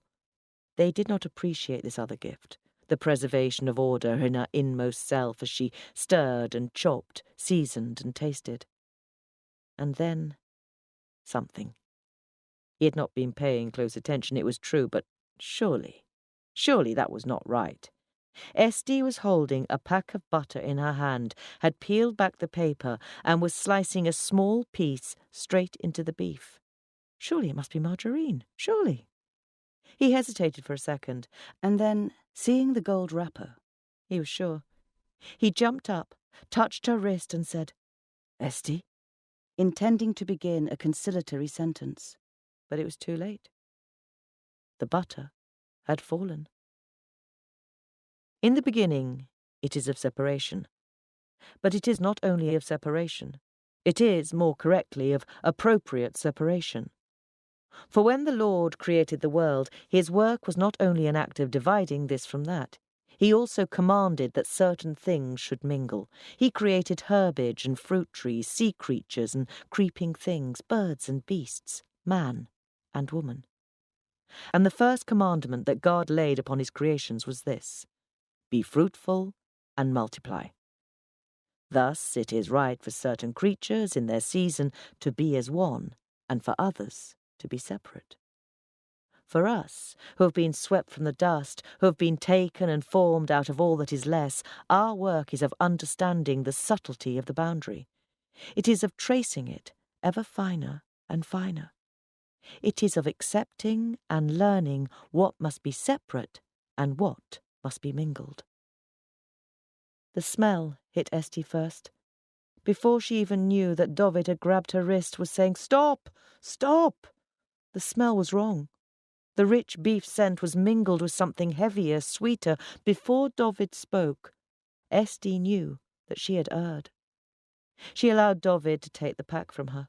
He muttered that the kitchen had become disordered with all these people passing through the house, helping themselves, feeling at home.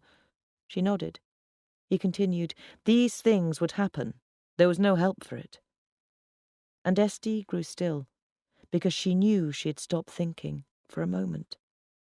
As she'd reached for the margarine, she had ceased for a time that seemed less than nothing to recite the constant litany that had kept her mind occupied.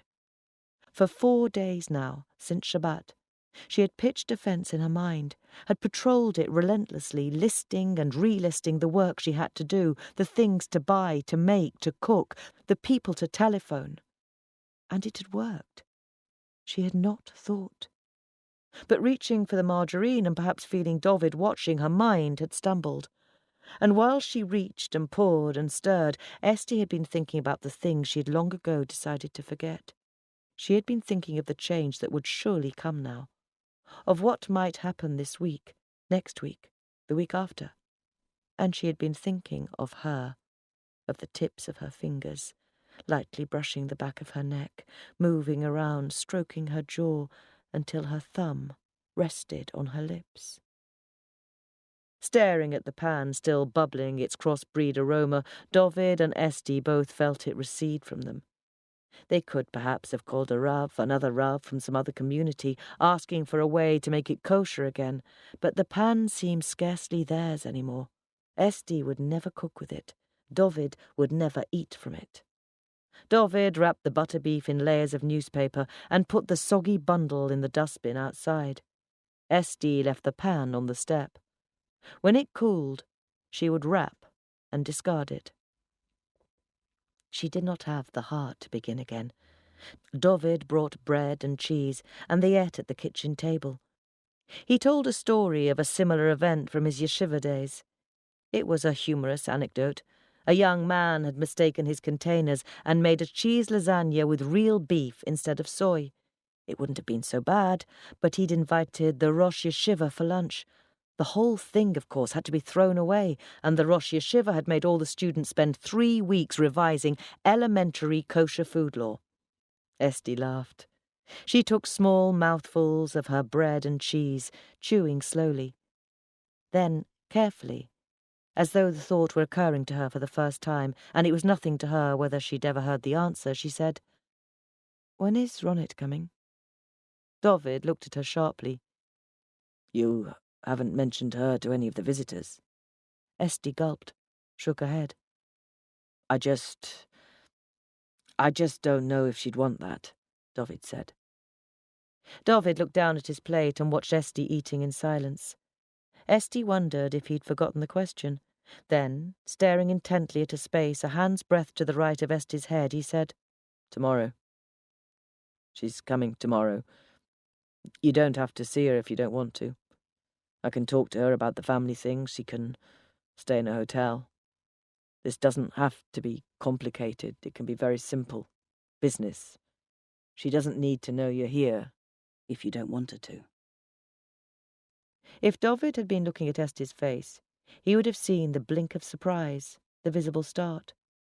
As it was, he heard her say in a voice a little choked, "She should stay here."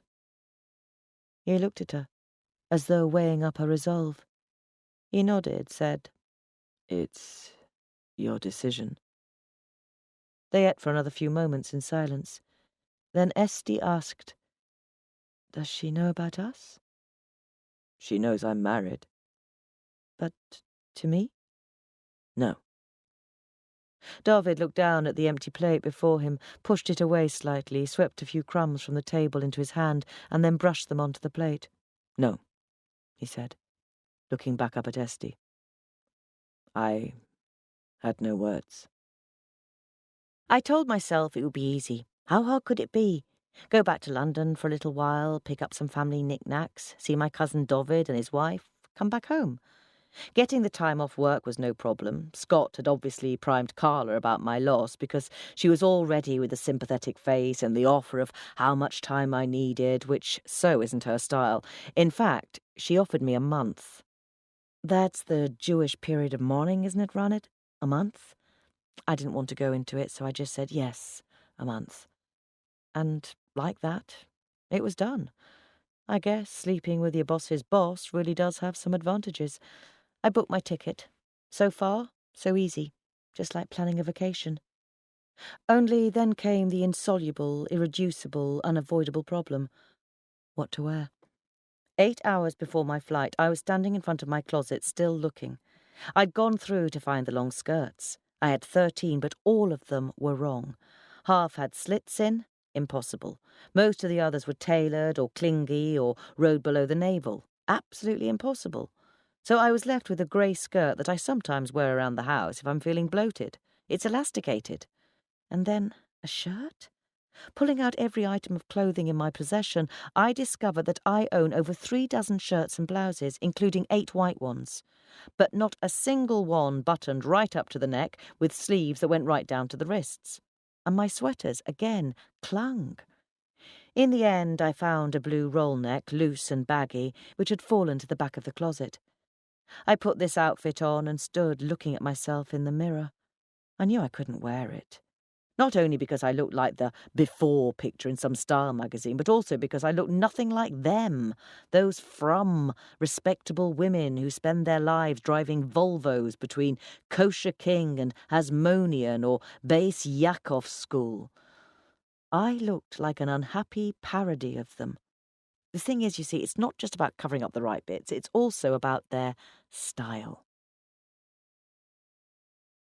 For one bizarre moment, I seriously considered taking the subway to Brooklyn and buying myself a whole new wardrobe, pinafore dresses and loose long-sleeved T-shirts, velvet hairbands, white tights and brown lace-up shoes. I even imagined getting a scheitel, one of those long blonde ones with a deep fringe that they all wear on festivals, so that I could arrive in London pretending to be married. I could invent some kids. Brenda, Carnale, Israel and Meir, whom I'd left with my husband, Avrami Moishe, in Crown Heights. Yes, I'd say I work as a speech therapist, while Avrami Moishe learns Torah, of course. I could question how kosher their kitchens are. I could say, you know, you were right. It was just a phase. Look, now I'm all cured. I found something shockingly delightful in this idea. I played around with it, called a friend to share. We made the fantasy wilder and wilder. What if I shaved my head, because even my husband shouldn't be allowed to see my hair? What if I wrote on a chalkboard rather than talking, so as not to speak in front of men? What if I told them I'd only eat meat that had been slaughtered by my own rabbi? We laughed. I didn't go to Brooklyn. Which left me still in front of the closet. I pulled out everything and laid it on the bed again. I considered going as Ronit, independent career woman of New York. They wouldn't be surprised, but maybe intimidated. I'd wear one of my sombre, serious trouser suits with a pair of high-heeled boots. I'd take my business cards, offer to shake hands with the men, pretend I'd forgotten absolutely everything. I'd be puzzled and faintly amused by their quaint ways. I imagined myself standing in the synagogue making a cell phone call on Shabbat. I imagined the shocked faces. Dr. Feingold said this obsession with clothing is a displacement activity. She told me I need a grieving ritual, and the obsessive choosing of costumes is standing in my mind in place of a more profound expression of my loss. I wanted to ask her, and what does it say about you, Dr. Feingold, that you live by yourself in an immaculate white apartment with a pristine cat you call Baby? Of course, I listened and nodded instead because I so didn't want to get into another conversation about aggression, my boundary issues, and my habit of what she calls resisting the process. What she doesn't know is I've built my life on resisting the process. At 4 hours to go, I was still no closer to a decision. I thought of calling Dovid for advice, but he wouldn't even have understood the question. Besides, when I'd spoken to him earlier, he didn't seem to have the firmest grasp on reality. I'd been thinking through people to contact in England, people I might actually want to see. I asked him about a few, his brothers, a couple of girls I went to school with, and Esty. He didn't even seem to hear when I said Esty's name, barreled straight on past her. I didn't push it. I figured she must have left soon after I did. He filled me in on some of the details of his life. He's been working as my father's assistant for the past few years, which means, as I suspected, that he's been groomed for greatness. I said, "So you'll be the next Rav then, David?" There was a long pause. "No," he said. "No, I can't. I mean, it's not... We don't want that. We? I said. Your wife doesn't want it either? My wife? As if he'd never heard of such a thing. No, it's not. I don't want that. He turned the conversation to family news. I think he was just being coy. It's too early for him to voice his ambition. Over there, people who hardly knew my father will still be lamenting his passing vocally, whereas I find I'm not even thinking about him that much. It's been 6 years since I last spoke to him. It's not like I miss his company. David told me about his last few months. Months of coughing and retching, he said, bringing up mucus and blood, and months of blackouts and dizzy spells. He was always thin, never strong, even when I was young. Sometimes, after a difficult day, he'd sit in the tapestry chair in our living room, finger and thumb pressing onto the bridge of his nose where his glasses sat. He'd become so still, almost as if he wasn't breathing at all, and his hands were so white and the veins in his wrists were so blue. Sometimes, finding him like this, I'd almost convince myself he was dead. So I'd tug on his coat and he'd open his eyes and mutter something in Yiddish, which I didn't understand, but which didn't sound angry at least. I was always so relieved to see his eyes open. I think of this, and I do feel sad, and I do feel sorry. And then I think about how those slow dying months were also months of waiting. And he didn't call for me, and he didn't ask me to come. It's when I think about these things that I start to feel a tight pain in the back of my throat, a stinging in my nose. And that's when I call someone else to tell them the fantastic Brooklyn wardrobe stratagem. Because I refuse to cry over him. In the end, I took it all. Skirts, blouses, sweaters, sneakers, boots, trouser suit, sweatpants, and a formal evening dress. I thought better to leave my options open, better not to tie myself down. Better to have both the outfits that say, I come in peace, and the ones that say, screw you. Because really, who knows what I might need to say in this situation? It meant I had 3 giant suitcases to check in at JFK, but hey, I spent 18 years of my life arguing with one of the taller giants of our generation. Staring down flight attendants comes naturally to me. On the flight, I slept. I had a strange dream, a jumble of images, only one part of which remained vivid when I woke. I dreamed of David, as I'd known him when I was little, and he used to stay at our house in the summer holidays. I dreamed of him sitting at the falling-apart desk in his bedroom, studying. The desk slanted to one side, unless you braced it against the wall and kept holding it with one hand as you worked. I dreamed of that desk, which I hadn't thought of for years. I dreamed David was working at the desk, and we were arguing, he and I. Some old argument, though I don't remember ever arguing with David in my life. I was shouting and shouting, but he just kept on speaking softly. I couldn't catch what he was saying, and I knew suddenly that if I could just open the desk drawers, I'd understand everything. He tried to stop me, but I pushed past him. And when I opened the drawers, I found they were filled with hydrangeas, pile upon pile of them spilling out onto the floor. I woke up as we were landing, with a sensation in my mouth like the end of a faint smell, the tail of it, as if someone had wafted a bunch of hydrangeas past my nose. And I was in London. Scott once said to me that you belong in 3 places. The place you grew up, the place where you went to college, and the place where the person you love is. I'd add a 4th component to that. The place where you first sought professional psychological help. Therapy has a way of tying you to a location, of fastening you to its way of thinking. In any case, by either reckoning, I now belong in New York more than I belong in London. I went to college there. Dr. Feingold is there. If you can stretch person you love to person you like to have sex with, then Scott's there too. Of course, this doesn't stop Americans from offering me a spot of tea whenever they hear my accent, but still, it feels true. I'm a New Yorker. According to that calculation, though, I still belong in London as well, which doesn't feel true at all. I took a cab to David's house, and as we entered the heartlands of northwest London, Finchley Road, Hampstead, Golders Green, I spotted more and more familiar places. A bakery where they made the best ice cakes in the world, pink and yellow and white. The W.H. Smith, where I spent hours after school reading forbidden magazines.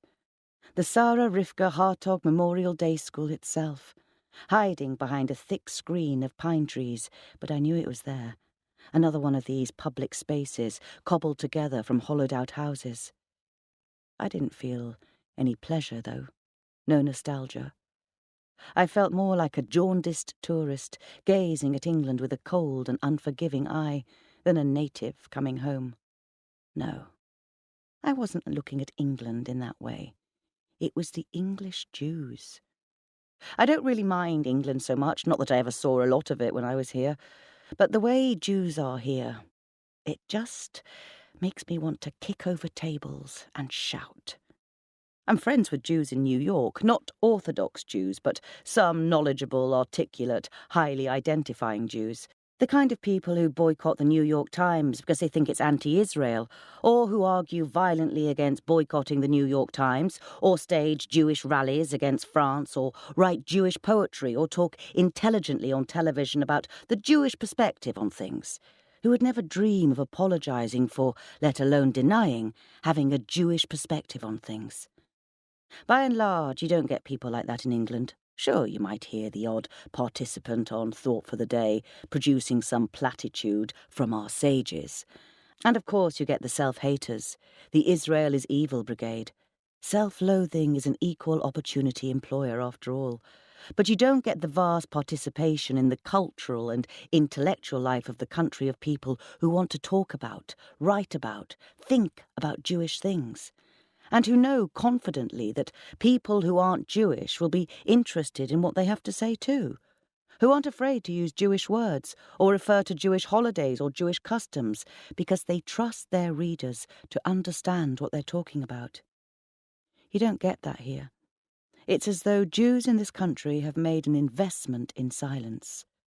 There's a vicious circle here, in which the Jewish fear of being noticed and the natural British reticence interact. They feed off each other so that British Jews cannot speak, cannot be seen, value absolute invisibility above all other virtues.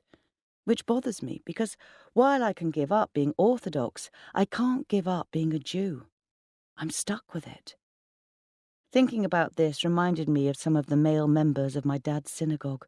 Professional men, mostly. Doctors, lawyers, accountants. I remembered the way they used to talk about their non-Jewish colleagues. Some of them, anyway. They'd say they don't understand about Shabbat or those goyim, or they think kosher food just means not eating bacon, or a new secretary asked if I wore a kippah to cover my bald spot. They used to laugh at these mistakes, but they never tried to correct them. They'd say, you can't make them understand. You can't explain. They don't have the capacity, as though they were discussing children or the mentally disabled. They'd say wider things. They'd say that such and such a person was bad for Jews because she wrote in a negative way about mikvah, or that such and such a person was good for Jews because he gave a bland talk on Jewish ideals on a Sunday morning BBC television programme.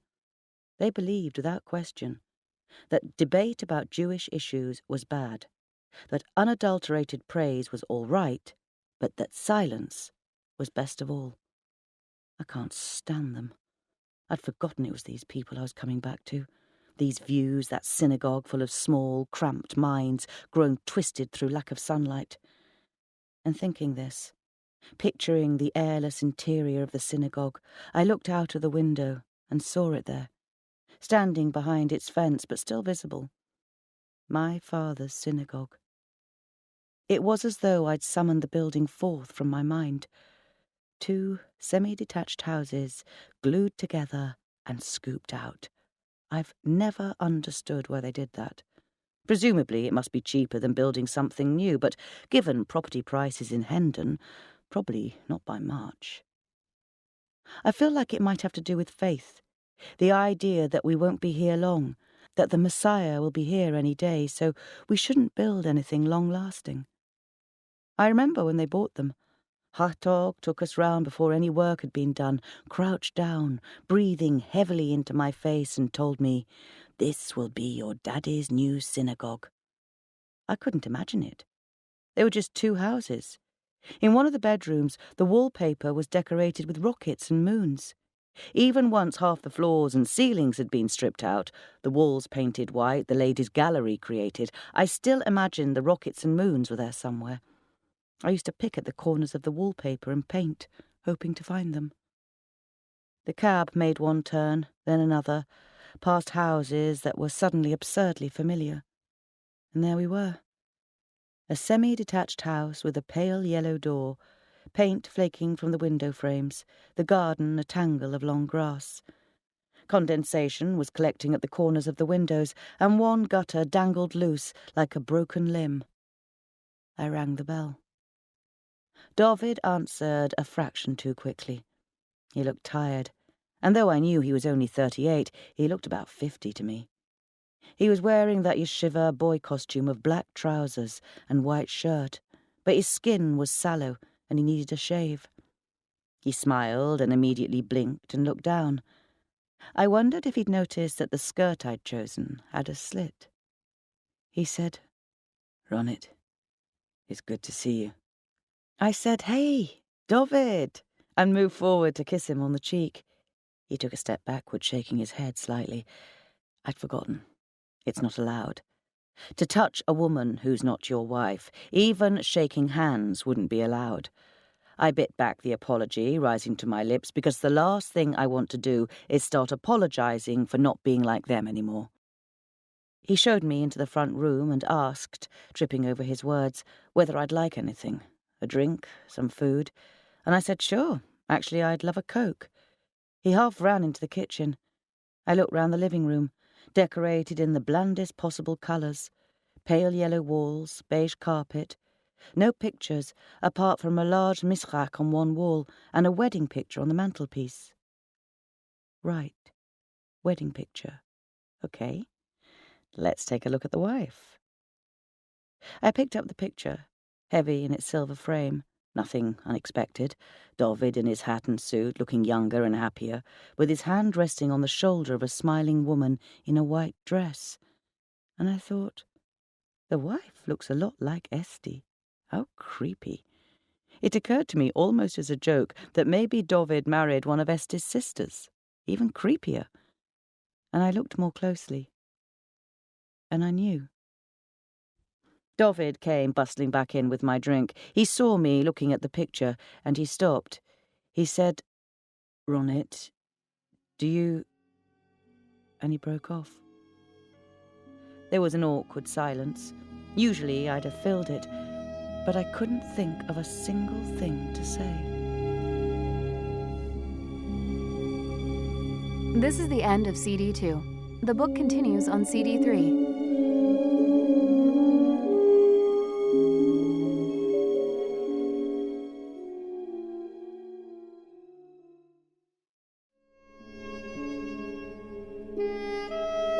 CD 3.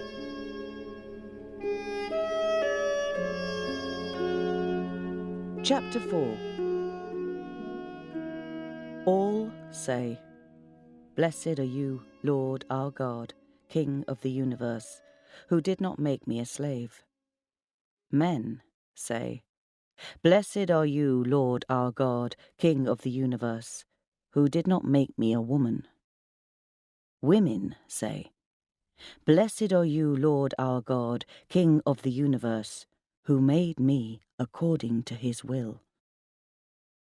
From Shakarit, the Morning Prayer. A tale is told by our sages that when Hashem created the sun and the moon on the fourth day, he made them equal in size, just as, we learn, man and woman were first created in perfect equality. For it is written, "And God made the two great lights." But the moon complained at this, saying, "Two rulers may not use one crown." And Hashem replied, saying, "Very well. Since you ask for one to be lesser and one to be greater, your size shall be diminished, and the size of the sun increased. Your light shall be 1/60th of its previous strength." The moon complained to Hashem at her plight, and, so that she could not remain utterly without comfort, Hashem gave her companions, the stars. Now our sages tell us that, At the end of days, when all things will be put to rights, the moon will once more be equal with the sun. Her demotion is only temporary. In time, her full glory will be restored. And what do we learn from this? In the first place, we learn that the moon was correct, for Hashem hearkened to her words. In this imperfect world, two rulers cannot use one crown. One must always be lesser and one greater. And so it is between man and woman. And so it will be until that time of perfection, which we believe with complete faith will come soon and in our days. And yet we learn that Hashem is merciful, that he recognizes the plight of the lesser of two, that he gives comfort to those in need. We learn that the stars are his gift to the moon. At the Sarah Rivka Hartog Memorial Day School, lessons were over. The girls had clumped downstairs and out to the bus stop or tube station. The noise of them on the staircases had ceased. Why, wondered Esty, did they all wear such heavy shoes? Why did they stamp rather than stepping lightly? It was a matter which Mrs. Meinheim, the head mistress, had often mentioned in assembly, entreating the girls to walk gently, to make less noise. Esty was unsure what she thought about this constant pleading. She valued quiet, and yet she felt there was something vital in the noise the girls made. In any case, the school was quiet now. There was no reason for her to wait any longer. She could go home, and yet she did not. Esty was aware that her lessons had lacked somewhat today. She had managed to keep order in the classroom, but doubted whether she had actually imparted any Torah knowledge to the girls. Of course, this was understood. She was grieving. Mrs. Mannheim had called her at home to emphasize that she need not come in at all this week, or next week if she desired. And yet today she had decided to return.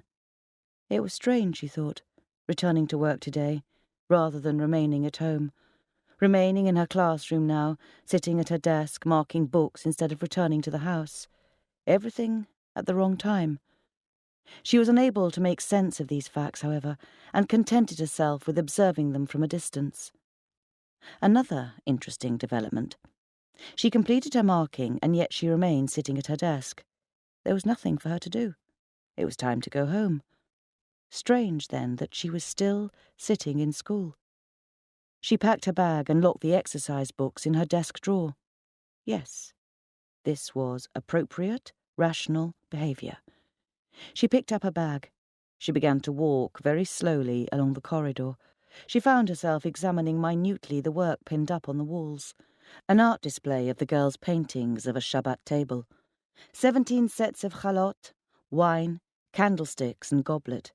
A Jewish history display by some of the older girls, demonstrating their studies of the Hasmonean period. A maths display of 23 perfectly formed Venn diagrams, illustrating how many girls liked hockey, how many liked netball, and how many liked both. Esty paid particular attention to the Venn diagrams. She enjoyed their simplicity and orderliness. Perhaps all characteristics could be broken down in this way, leading to a perfect understanding of human nature. People could be classified according to what they liked, some netball, some hockey, some both. She continued to walk along the corridor. She found that it was, for some reason, necessary for her to look in every classroom, to admire the pictures on the wall, or shake her head over a mislaid book or scarf or pencil case or elastic belt joined together with keys. If she had to examine every room in this way, she was aware it would be a long time before she was able to return home. She did not feel unhappy at this thought. She continued her progression, thinking herself alone in the school. She was surprised when, several classrooms down the corridor, she found a teacher still at work. Miss Schnitzler, the geography teacher, was stapling pieces of work and what looked like black circular maps to the back wall of her classroom. She was absorbed in her task. She did not hear Esty walking up to the door. Esty paused in the doorway, observing. Miss Schnitzler was young, only 24, and beautiful, with long, curly red hair, very pale skin, and translucent eyelashes. The girls liked her for this, as children often love beautiful people, especially if they are also a little kind. Esty had spoken to Miss Schnitzler on several occasions, but did not know her well. She had heard that Miss Schnitzler was engaged to be married later in the year, and then, of course, there would be no more teaching, not for a number of years, while she bore children and raised them. Esty had seen this before. The young women would arrive, work for 3 or 4 years, and then marry and depart. Esty watched Miss Schnitzler bend to the box of drawing pins, take up a handful, and wrestle a poster into position. One of the round, dark, circular maps. She tried to hold it steady with one hand while she pinned it with the other. She was finding the task difficult. However she placed her hands, one corner of the chart flopped over, so that she could not tell whether it was level or not. Esty said, "Can I help?" Startled, Miss Schnitzler whirled round, but she had kept hold of the poster with one hand so that, as she turned, the poster ripped across its centre. Both women said, "Oh!" almost simultaneously. Miss Schnitzler looked down at the piece of paper in her hand, then back up at Esty. She smiled. "Never mind. Let's mend it together." Esty understood that she should go home. It was past time. Dovid might be worried. She observed with interest that she did not go home at all, that, in fact, she stood waiting in the classroom while Miss Schnitzler fetched a roll of sticky tape. As Esty watched in fascination, Miss Schnitzler cut short pieces of tape and then stuck each firmly to the inside of her wrist, sticking them down and pulling them off several times, puckering the white skin, then smoothing it. She demonstrated how Esty should hold the poster in position while she stuck the only slightly sticky pieces of tape along the tear on the front. They then carefully flipped the poster over so that Miss Schnitzler could tape the back firmly along the tear with new tape. Esty watched Miss Schnitzler as they worked, enjoying her gentle concentration, noticing the deep furrow between her eyes as she stuck down each piece of tape. Finally, they turned the poster back. Miss Schnitzler removed the unsticky tape, and Esty held the poster against the wall, while Miss Schnitzler pinned it in place. Esty looked up at the finished product. The tear was barely visible. She could only see it because she knew where to look. Stepping back, Esty looked at the entire poster, still as incomprehensible to her as it had been before. The map was round, a dark circle marked with white points. It looked like a handful of flour flung onto a black ground. Some points were large, some tiny. "What is it?" she said. "What does it show?" Miss Schnitzler took a step closer to her and smiled. "It's a star chart. It shows the positions of all the stars in our galaxy." "It's beautiful." "Yes, it's Hashem's creation. Do you remember the story? He gave the stars to the moon as a gift, to be her sisters and companions." Esty nodded. She was breathing slowly. "These," said Miss Schnitzler, "are the stars we can see from where we are at night. They all have names." Miss Schnitzler stood close behind her. Esty could feel the woman's light breath on her neck as she spoke the names of the stars. "This," she said, "is Sirius, the dog star." Esty nodded, not daring to move or reply. "And this is Proxima Centauri, the nearest star to Earth, apart from the sun, of course." Esty whispered, "The sun is a star?" "Oh, yes, it's so close. We feel it's more than it really is, something unique. But actually, it's just one of the many sisters to the moon. It's not even the brightest kind. The pole star here is much brighter." Miss Schnitzler moved her arm around to point. She brushed Esty's sleeve lightly. Her arm was in front of Esty's face, pointing to a star in the centre of the map. Her nail was very white, a perfect crescent moon extending past the nail bed. Esty found herself suddenly filled with various unexpected desires. She wanted to blow along Miss Schnitzler's arm to see the tiny hairs rise, or to touch the inside of her wrist with the very tip of her tongue. Esty wanted to grasp Miss Schnitzler's arm, to pull her forward and against her, to whisper in her ear, "You don't have to do it this way, you know. You don't have to get married. You don't have to leave the school. No one will force you if you simply go on saying no." A moment hung. Esty could smell the scent of Miss Schnitzler's skin, dry like sandy soil, salt like the sea. Esty stepped to the side and away sharply. "I have to go," she said. "I'll be late. I'm sorry. I have to go." She gathered her books and left, hugging them to her. She looked down, firmly down, not at Miss Schnitzler at all. Esty walked home. Her house was 1/2 mile from the school. It was a pleasant walk.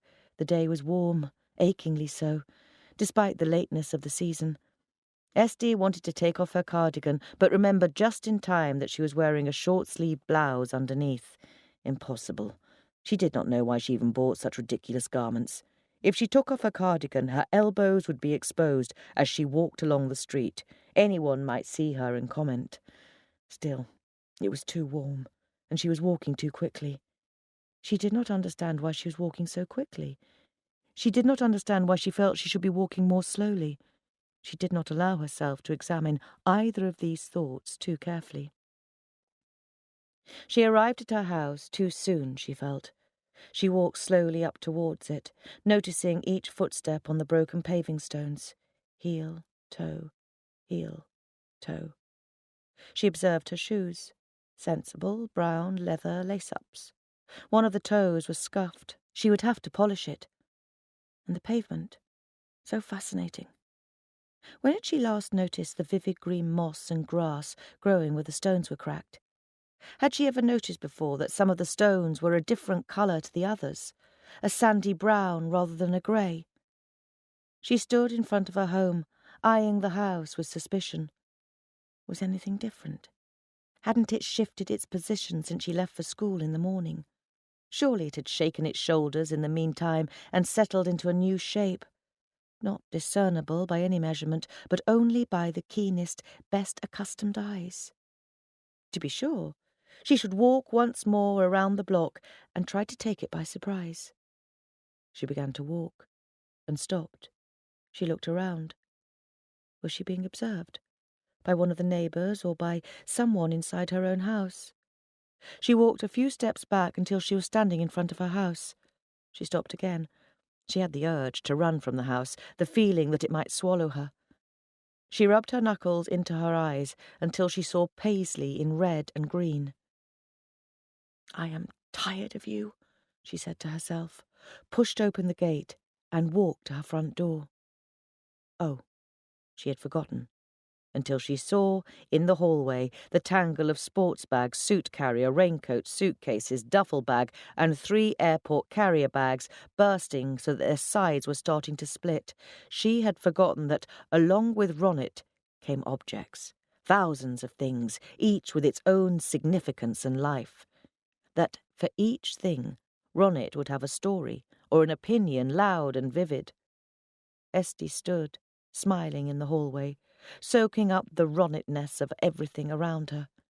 She looked at the magazines, jumpers, books, pencils, poking out of the bags, trying to examine and remember each one separately. She felt it was important to note every moment. The sound of movement came from the living room, a glass being put down, a quiet laugh. The sound of chairs being pushed back from the table. It was too soon. She wasn't ready. Did she have time to run? No. The door of the living room opened. And there was Ronnet. She was as Esty had remembered her, and more. At a single glance, one could tell that she did not live here any more. She was like an exotic bloom found unexpectedly pushing its way between paving stones. She was rosily magnificent, dressed like a woman from a magazine or a poster, large bosom straining at the buttons of a red shirt, the curve of her rounded belly and backside accentuated by a long black skirt. Esty looked, simply absorbing the sight of her, focusing first on one element, then another.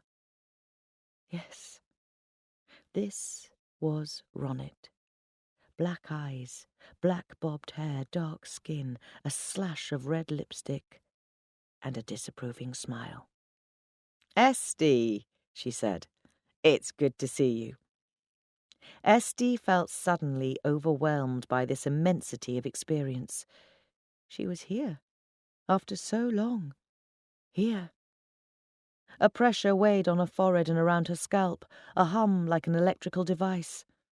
Ronit had seen Dovid, knew that she was married. Something should be said about that, some explanation given. She felt distracted. Ronit was looking at her. Ronit here was looking at her, and she was aware that she was crinkling her forehead and moving her shoulders as though trying to rid herself of a skin irritation. It really was time for her to say something now. The whole of her life needed explanation. Reason should be given for the past 8 years. What could she find to say that would explain all of this?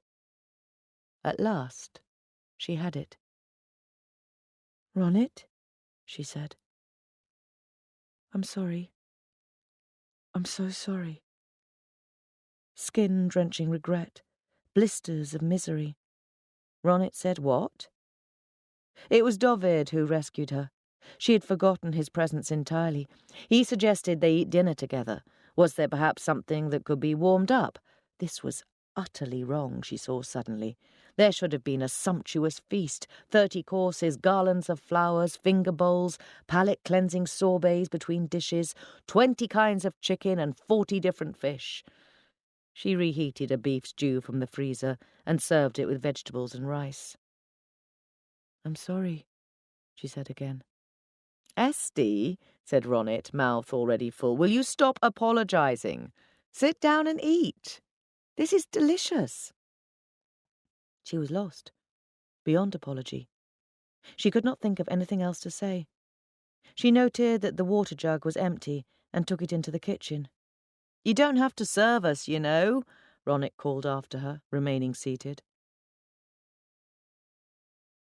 Ronit and Dovid spoke about the synagogue, about the plans for the future. "Now, I know what you said, Dovid, but just between us," said Ronit, helping herself to more stew. "They want you to be the new Rav, don't they?" She smiled at the side of her mouth. "What do you say, Dovid? Want to be leader of men?" "What?" Dovid seemed startled. No, that's not, that won't, He shook his head violently. "They'll find someone more suitable for the role. We wouldn't, would we, Esty?" Esty remained silent. Ronit smiled. "You mark my words, Dovid. You'll be their prime candidate." Esty pushed her food around her plate. She could not bring herself to eat any, but hoped that the others would not notice. She knew she should say something. She was picking up and discarding topics in her mind. Could she discuss the food? No. Ronit would not be interested in household matters. The synagogue? Dovid was more expert than she. The school teachers? No, certainly not that, but maybe the school. Dovid said, "I hear talk of a young man from Gateshead, in fact, a talented bocher." Esty broke in. "Ronit, do you remember the old science rooms in school?" Ronit and Dovid looked at her. Ronit said, yes. Esty said, "They're tearing the building down. That's all I wanted to say, just that they're pulling it down. Dr. Hartog's raised funds for a new building across the road. Won't that be funny? The girls will have to cross the road to get to their science lessons." Ronit and Dovid looked at her some more. Esty stood up quickly, almost knocking her chair to the floor. She picked up her plate and held out her hand to take Ronit's. "I'm not quite finished yet, actually." Esty blinked and passed a hand across her forehead. No, of course not." She took her own plate into the kitchen. Out of sight, she listened to the murmur of conversation between Ronit and Dovid. She put her plate into the left-hand sink, the sink for meat dishes, and ran hot water on it, observing the oily residue start to lift from the plate. She put her right hand under the water. It was far too hot. She held her hand there for a little while. After some time had passed, she returned to the dining room and served dessert. Dovid and Esty had not shared the same bed for some time. The 2 single beds in their room had remained separated for several months, although no objects had accumulated in the space between. Dovid, in any case, had mostly slept in the Rav's house in recent months, to be there, if needed, to help the old man in the night. They did not talk about these things. Esty often found it difficult to sleep. Regularly she would lie awake, watching the patterns of light on the bedroom ceiling made by the occasional car driving past, creating shapes and forms out of the wallpaper patterns. This night she could not sleep. She considered Ronit, who was sleeping just the other side of the wall to them. She thought over and over of how she looked now, how much better now than in memory, how she had ripened while Esty herself had shrunk. She found herself breathing heavily. She did not know whether she was about to cry or laugh or do something entirely unexpected. She considered Ronit in the very next room. She acknowledged in her own mind that she desired certain things that she could not have. She sat up slowly in bed and swung her legs to the ground. She padded across the room. She spoke Dovid's name softly, and when she lifted the covers, climbed in next to him and sought him, he sought her in return. All in all, I was feeling quietly self-congratulatory when I went to bed. No sudden movements from me, certainly not. No panic attacks, no weird silences, no shouts of, "Esty, you're married to a man," which is not to say I wasn't shocked. I suppose it's tit for tat. I turn up in a skirt with a slit up the side and give them a fright. They give me a fright in return. I fell asleep early, jet lag exhausted, into a honeyed sleep, stretching my limbs against cool sheets and leaving the world happy. I dreamed something bright and shimmering, something to do with closed boxes and locked doors, twisted keys, screwdrivers, axes, and lockpicks. I dreamed about decades-old rust flaking from hinges and shrieking latches being pulled back. It made very little sense, just a series of confused impressions. I woke up, gasping, far too warm. My watch told me it was 3 a.m. My body thought it was 10 p.m., and my brain was just wondering where the hell I was. I turned on the light and looked around. I hadn't taken anything in before I went to sleep, just registered a welcoming bed and sank into it. Everything was old and shabby and poorly matched and patched together. The wallpaper was some 1970s pattern of brown and orange swirls. The wardrobe was brown melamine.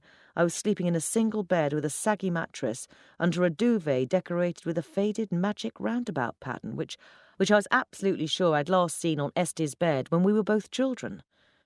My suitcases took up most of the available floor space, thankfully concealing the carpet, green and blue spots on a grey background. I shouldn't care about these things. I know I shouldn't, but I do. And as I sat in silence, I noticed a sound, a very distinctive sound, coming from the room next door, just the other side of the wall to me. A bed was making a slight, rhythmic squeak, squeak, squeak sound, on and on and on. "God Almighty," I said to the room at large. "Squeak, squeak, squeak," said some old rusty springs next door. I needed to get out of this room, out of this house, and potentially out of this country. More than that, I needed a cigarette. I pulled on some clothes, grabbed my bag, and left the house, pulling the door closed behind me. The night was cold and clear, delicious after the cloying warmth of the house. It was utterly silent, only the swoosh of an occasional car passing by a street or two away. I rummaged at the bottom of my bag, coming up with a crumpled packet of cigarettes. As I put one to my lips and fished out my lighter, I realised I was shaking. Not shivering, shaking. And I thought, shit, this is going to be harder than I thought. I lit my cigarette and inhaled. I don't smoke, not really, only at parties. I'll steal someone else's, and I usually have a few in my bag in case I'm walking down the street and I want to experience that New York feeling of being one of those women who wear high-heeled boots and smoke cigarettes. And yes, I know they make your clothes smell bad and cost too much money and, oh yes, will kill you. But God damn it, I was brought up an Orthodox Jew, and sometimes I need a visible symbol of rebellion. So I felt a bit better. As I watched the smoke curl up into the sodium-lit Hendon night, I thought, this is who I am now. A trousers-wearing, cigarette-smoking woman. Fine. So I went walking, like the independent woman I am, and maybe the cool air, or maybe the walking, or maybe the smoking returned me to myself. I shouldn't expect these people to make sense. They weren't my people anymore. And although I'd thought I'd known Esty better than anyone, clearly I'd been wrong. It made perfect sense. I trod out my first cigarette and lit another one. I smiled. All these years I'd been saying how insane it is here, how abnormally these people behave. And look, I was right. Dr. Feingold would even have an explanation for Esty. Societal pressure, yada yada, normative expectations, yada yada, but that wasn't my business. Esty was a grown woman. She could work out for herself who to sleep with. I had a simple mission here. There was no need to complicate it. All I was achieving here was to upset people's lives, probably reminding Esty of things she'd rather forget. In fact, I expect that was the reason behind her oddness the previous night. Who hasn't got a few things in their past they'd rather forget? Get in, get out, get back to New York. That was the way. The ridiculous thing is that with all the smoking and marching and thinking, I almost walked straight past it. I was only brought up short by the sight of the uneven place on the pavement where a tree root had pushed its way through, slowly and persistently, shaking off the stones like a dog would shake off water, so that it stood, nakedly twisting in green and brown amid the concrete. Not just any tree root. The tree root. The root that is part of me. I tripped on it when I was 13, whacked myself, spun round, and managed to cut my elbow open. I bled all over it. There's a tiny bit of bark still in there, small and dark beneath the skin. Scott asked about it once. I stopped to look at the root, and then I remembered where I was. I looked to my left, and there, just there, was the house I grew up in. I'd expected to feel, I don't know, something more than I did, but I found myself eyeing the place with an estate agent's detachment. It was badly maintained. Paint was peeling from the ledges of the upper windows. One of the glass panes in the front door was cracked. It seemed quieter than the others, more alone and gaping. I thought that I was just projecting from what I knew, but then I realised what the difference was. All the curtains were open, the windows staring at the streets, hollow and vacant. I looked at the bunch of keys in my hand, and I thought, right, tonight's the night. You and me, babe. I pushed open the gate, grains of rust and paint coming away in my hand, and walked down the dank, mildew-smelling passage at the side of the house to the back garden. I looked around the dark garden, making out the shapes by the trickle of light from the street. The lawn was overgrown and tangled, couldn't have been mown for a couple of years, but the apple trees were still where I remembered, and the hydrangea bush was still there, huge now against the fence. I did feel something then, just slightly. A prickle at the back of my mind, a locked-in hum. I looked at the bush, couchant. I could almost taste again the sweet vegetable scent of rotten hydrangeas in late summer. I turned back to the house. My hand found the kitchen light switch before I could remember that I might not know where it was. The light flickered on, and the garden melted back into darkness, unseen and unknowable. The nakedness of the kitchen made me smile. The surfaces were bare, except for a scratched plastic vase of dead chrysanthemums and a lemon squeezer. A few bowls and utensils were visible on open shelves, blue for milk, red for meat, of course. To think I'd been dreading coming back to this place all this time. I breathed in and out and tried to decide if I was experiencing a profound revelation about my childhood. Didn't feel like it. The dining room was no more help. A dining table and chairs, a silver cabinet. No candlesticks, I checked. The living room, too, seemed almost empty. The couch had been pulled out into a bed, which was made up with blankets and sheets. There was a small chest of drawers I didn't remember from my childhood, filled with my father's clothes neatly folded, and an oxygen tank with some plastic tubing and equipment in one corner of the room. He must have slept here once he became too weak to climb the stairs. Otherwise, there was only a bookshelf of what my father called secular books. No novels, of course, but atlases, dictionaries, some books about the natural world. I felt a vague sense of disappointment. No emotional breakthroughs, just a dull, empty house. If the whole house was as tidy as this, I could find the candlesticks tonight. Stay over Shabbat for the sake of politeness, get back to New York next week. I crossed the hallway and pushed open the door opposite. I stopped and looked. I had forgotten this. I hadn't forgotten the kitchen or the dining room or the living room, but I'd forgotten the books. They ran floor to ceiling along 4 walls, even covering over the window, though the dark red curtains were just visible, dangling half off their rails between the bookshelves. Rows of books, leather-bound in black, bottle green, brown or dark blue, with their Hebrew titles tooled in gold on the spines, with patterns of fruit, leaves, crowns and bells. I recognised most of the titles. The books were the commentaries on the Torah, and the comments on those commentaries, and the further notes on those comments, and the debates regarding the notes, and the criticisms of the debates, and the discussions of the criticisms, and so on. The rest of the room was disordered, more so than I remembered. Papers mingled with half-drunk mugs of coffee, pens, unanswered correspondence, plates and cutlery in teetering piles, and collapsed mounds on the table and the floor. But the books were in perfect order. Each one had its place. They ran in flawless alphabetical order round the room, each book muttering contentedly to its neighbour. Ah, I thought, and here we find the root to the weirdness of my life. I felt pleased with this evidence. No playroom in this house, no children's room, no family room, but a huge, knocked-through, double-length room for books. How many books were here? I estimated by counting one shelf and multiplying by the number of shelves on the walls. 5,922, give or take. I wondered if I'd read 5,922 books in total in my life. But you weren't supposed to read us, the quiet books murmured. You were supposed to get married and have children. You were to bring grandchildren to this house. Have you done so, wayward and rebellious daughter? Oh, be quiet, I said. Stop talking. This is the problem with having been brought up in an Orthodox Jewish home with those ancient stories about Torah scrolls that debate with each other, or letters of the alphabet with personality, or the sun and the moon having an argument. All that anthropomorphizing gets to you in the end.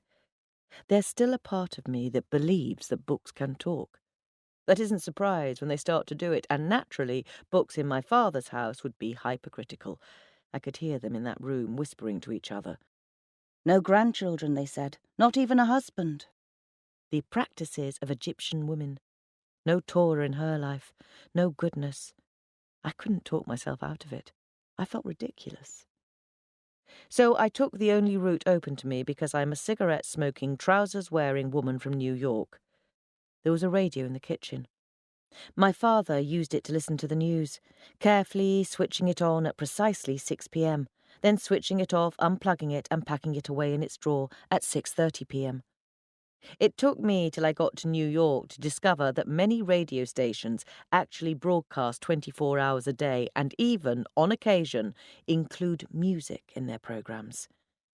I knew exactly which drawer to find that radio in. I plugged it in, switched it on, and turned the dial until I found some pop music. I was looking for Britney, Madonna, Christina, Kylie, some woman singing in decent lyrics loudly. I turned it up as loud as it would go, counting on the thousands of books to soundproof the neighbours. I went back to the study. The books were silent. I started work. By 7:30 a.m., I'd cleared off the entire central table and had heard every UK Top 20 song at least 3 times. There had been no candlesticks among the detritus, but at least order had begun to emerge. I was enjoying myself. Every item sorted or thrown away was another inch reclaimed from my father. The doorbell rang. A religious woman was at the door. Despite being out of practice, I didn't find the type too difficult to identify, standing there in a big blonde scheitel with orangey-red lipstick and just a touch of mascara. She was wearing a stylish ensemble of purple and black blouse and long black skirt. Looking at her, I found myself thinking, now that is the outfit I should have worn. She spoke quickly, as they all do, and I could hardly understand what she was saying. Something about cleaning and Hartog was all I got. I said, "Excuse me?" I said, "Excuse me?" She spoke more slowly. "It's great you've started so early. Has Dr. Hartog told you what needs to be cleaned and what we'll do ourselves?" I said, not a cleaner." She paused, puzzled. I said, "I'm the Rav's daughter, Ronit." She peered at me. "Ronit? Ronit Krushka?" I nodded. "It's me, Hinda Roshel." I blinked. Surely not. I remembered a Hinda Roshel from school. "Hinda Roshel Steinmetz?" She beamed and waggled her left hand at me. "It's Hinda Roshel Berdicher now. Do you know?" She was conspiratorial. "I didn't recognise you with those trousers on, and with such short hair." There was an edge to her voice, just a little. Perhaps an accusation, perhaps simply a question. "Yes," I said. "I'm different now." She waited. She was expecting more than that, I knew. But oh well, she wasn't going to get it. After a moment, she beamed again. "Anyway, it's so wonderful to see you." She hugged me. A chaste hug, but a warm one, her palms flat against the centre of my back. She stepped back and tilted her head to one side. "I'm so sorry for your loss. I wish you a long life." I never know what to say to that. I remember it from long ago, from when my mother died. I never knew what to say to it then, either. "I've been sorting things out." I rolled my eyes. "The junk in this house is indescribable. It's going to take 2 or 3 days just to sort through the study. Still," I put my hands on my hips, "I guess if I work straight through to evening today, I'll make good progress." Hinda Roshel twisted her mouth, a lipstick convulsion. "Not evening," she said. "Shabbat. It's Shabbat tonight. Unless you don't any more?" I could have said, "No, I don't any more." I could have said, "Shabbat, what rubbish, what a strange way to allow God to bully you, limiting your behaviour to the tiniest square of possibilities on one day in the week." I ran my hand across my forehead. I grinned as though I was a little embarrassed. I said, "Friday, of course, sorry, jet lag, forgotten what day it is with all the travel. Shabbat tonight, of course." I don't know why I did that. Chapter 5. Blessed are you, Hashem, our God, King of the universe, who is wise in secrets. A blessing spoken when one sees a great multitude of Jews gathered together. There are those who believe all secrets to be guilty. If the truth is innocent, they declare, why can it not be revealed? The very existence of a secret indicates malice and wrongdoing. All should be open, all exposed. But why, if this is so, is God not only the God of truth, but also the God of secrets? Why is it written of him that he shall surely hide his face? The world is a mask, and the mask hides a face, and the face is a secret. For it is the visage of the Almighty, whom we shall only come to know on our day of judgment, when he reveals himself to us.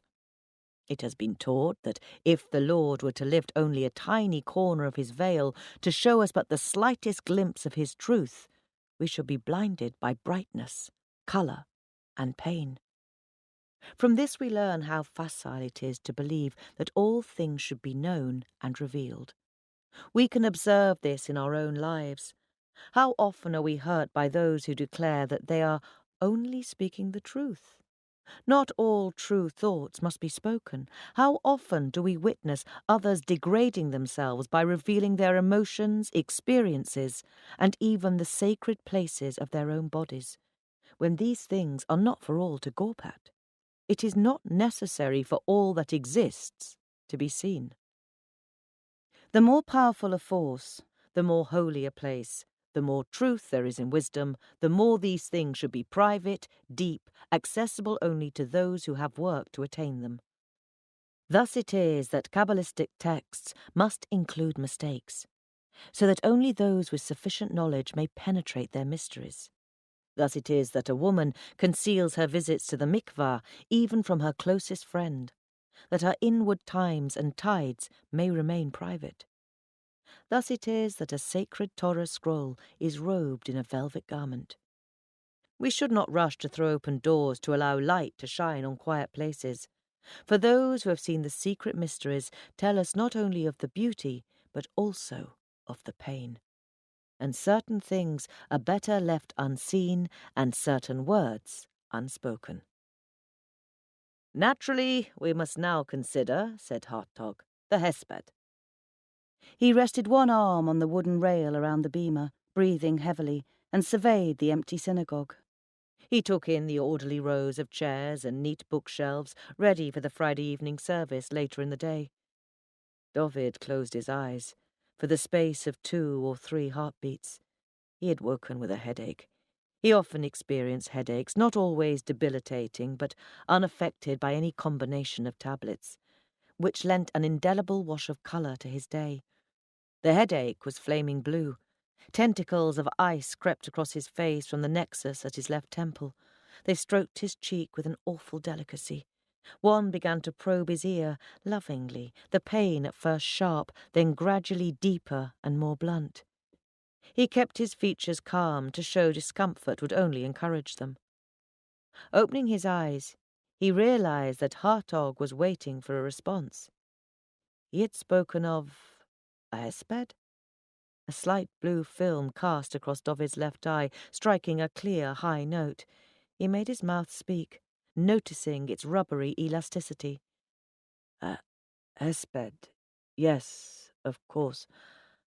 I hadn't thought. Hartog was right. The funeral had been a close thing, a quiet thing, as is proper. Bones and blood should return to the earth as soon as the spirit leaves them. But for a leader like the Rav, there should be a hesped at the end of the 30 days of mourning. There should be a gathering of those who knew the man, of his peers and his flock, to praise and to extol his memory. Should I make the invitations? David asked. He glanced at the chairs behind the rail. He wanted to suggest that they sit down, but wondered if Hartog would consider that disrespectful to the memory of the Rav. The icy fingers were pressing more firmly now.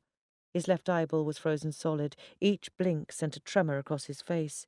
It was difficult to concentrate on what Hartog was saying.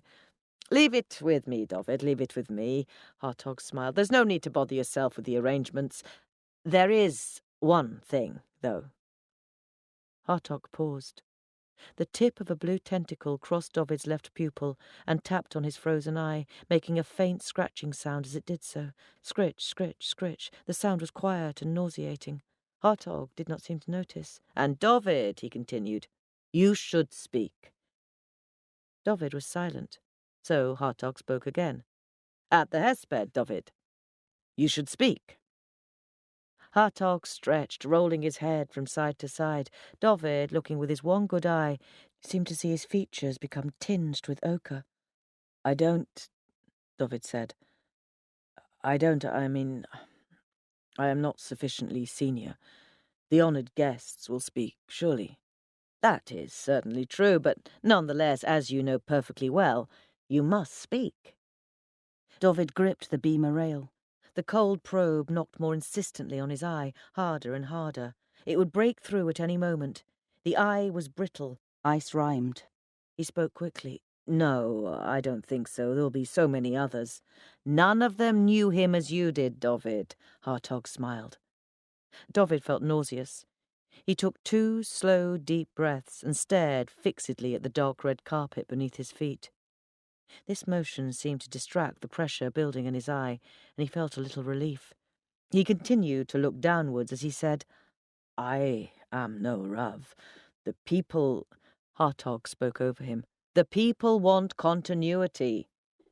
Hartog pursed his lips and took a half pace towards David. "I really do not understand why this simple request appears to pose a problem for you. The Rav, may his memory be blessed, is gone. For the congregation, this may come as a shock, but you and I know that it has been months in the waiting. You cannot surely be surprised now that these duties are asked of you. It is time for you to accept the responsibilities that have been placed on your shoulders. We cannot be without a Rav." David looked up, jerking his neck as he did so. The frozen pain returned to his eye, his temple, his cheek and neck. He heard a loud crack, and the tentacle broke through. He felt his eyes shatter. White lines crisscrossed his field of vision. A cobalt tendril was poking through his face, waving softly from side to side, slicing his muscles and nerves more and more finely with each pass. Hartog's speech seemed to slow, his features suspended in odd contortions as he formed the words. Ah, David thought, one of these. As he watched, glistening smears of yellow tweaked at Hartog's face, pulling it outwards, the colour becoming stronger and brighter, blending and confusing it, until all that remained were the man's eyes, gleaming dark, amid a mass of throbbing poison yellow. David heard the yellow thrum in his ears, an insidious electrical murmur. David had experienced such moments before. They began the year he was 13, his bar mitzvah year, when the headaches he'd always felt lingering beneath the surface began to blossom one by one across his skull, bringing with them orchestras of colour, nauseating brightness. The Rav had attended David's bar mitzvah in Manchester, had spoken to him for an hour or so privately, asking him about his studies and testing his understanding. And, in the summer after school had ended, the Rav had suggested to David's parents that David might come and spend a little time in London, learning with his uncle. David understood what this meant. The Rav had 7 other nephews, each of whose bar mitzvahs the Rav had attended, but none of whom he had asked to come to London for the summer. The Rav had no son, only a daughter. He was a giant of Torah. It was important that he should have a successor, someone to whom he could pass on his teachings. David understood that he was being prepared, that this selection was a special honour, and that every measure of talent brings with it 9 measures of work. He worked hard. In the mornings, David would spend 4 or 5 hours sitting at the long dark wood table in the Rav's study as they learned Gemara together, and Rav explaining difficult words or constructions in a low, quiet voice, the smell of cedarwood and old books tickling David's nostrils. In the afternoons he prepared for the next day's lessons in his bedroom, the volume propped up with a large, heavy can of plums he'd found in the kitchen. He worried about using the can in this way. Was it too profane to touch the Gemara? But surely it was better to hold the book up with something than to let it stand unsupported and perhaps fall to the floor. He had a constant nagging fear that the Rav might surprise him in his room and discover the plum bookstand. He would listen for the footfall on the landing. More often than not, it would not be the Rav, but Ronit. She was then 8 years old, with too much energy, too much exuberance for the quiet of the Rav's house. The house was a place for meditation, for thought, and, yes, for angry debate over words of Torah as well. Ronit did not seem to understand that raised voices and passionate argument should be reserved for Torah matters, that they were inappropriate in other interactions. She always seemed to be shouting out every thought that crossed her mind. I'm hungry, or I'm tired, or I'm bored. That last was the most common of all. She seemed unable to entertain herself, and once she discovered that David would participate in her games, claimed that she could not possibly play without him. She created elaborate games of let's pretend, in which she was always the hero, and David the villain or the sidekick. She would set him to be Isaac, while she was Abraham, gleefully raising the set square which stood for the sacrificial knife before the angel of the Lord stayed her hand. Or he would be Aharon, following behind her, while she, as Moses, hit rocks with a stick, then frowned at them because they did not produce water. Or he would be Goliath, roaring as she, the young shepherd boy David, circled around, hefting pebbles in her handkerchief. In that instance, after a time, it seemed to her that Goliath might be a good part, and she took both roles, first mocking the Israelites with her great strength, then becoming their fearless champion. All that afternoon, studying in his bedroom, David heard her shouting, "You will never defeat me, for I am a giant!" and replying, "No, Goliath, I will smite you and cut off your head." It was during one such game that David experienced his first full attack. A headache had been buzzing around him since the morning, seeking to alight. He had warded it off with shade and quiet, lying very still on his bed, drinking slow glasses of water. But Ronit dragged him into the glaring afternoon. She was to be Gideon. He could be one of the disloyal soldiers who deserted before the final battle. He stood awaiting her commands and felt the pain descend on his shoulders before seeping up his neck, like ink into blotting paper, up into the bones of his face and skull. His head grew warmer, brighter, concentrating all the heat of the day, of the sun, into a single radiant, white-hot thumbprint above his left eye. His skull, soft and heavy, began to disintegrate.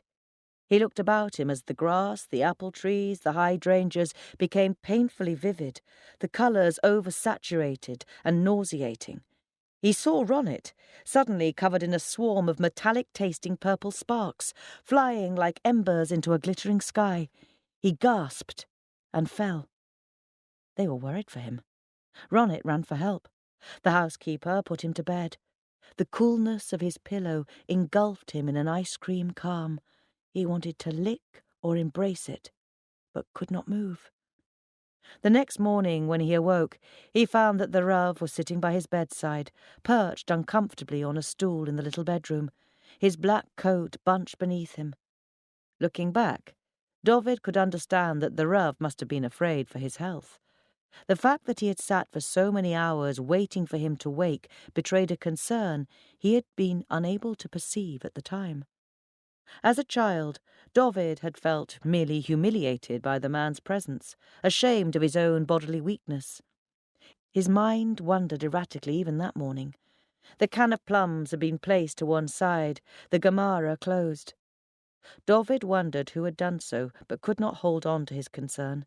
His attention seemed distracted by small details. He noticed the incredible blueness of the veins in the Rav's hands and wrists as he gripped the book.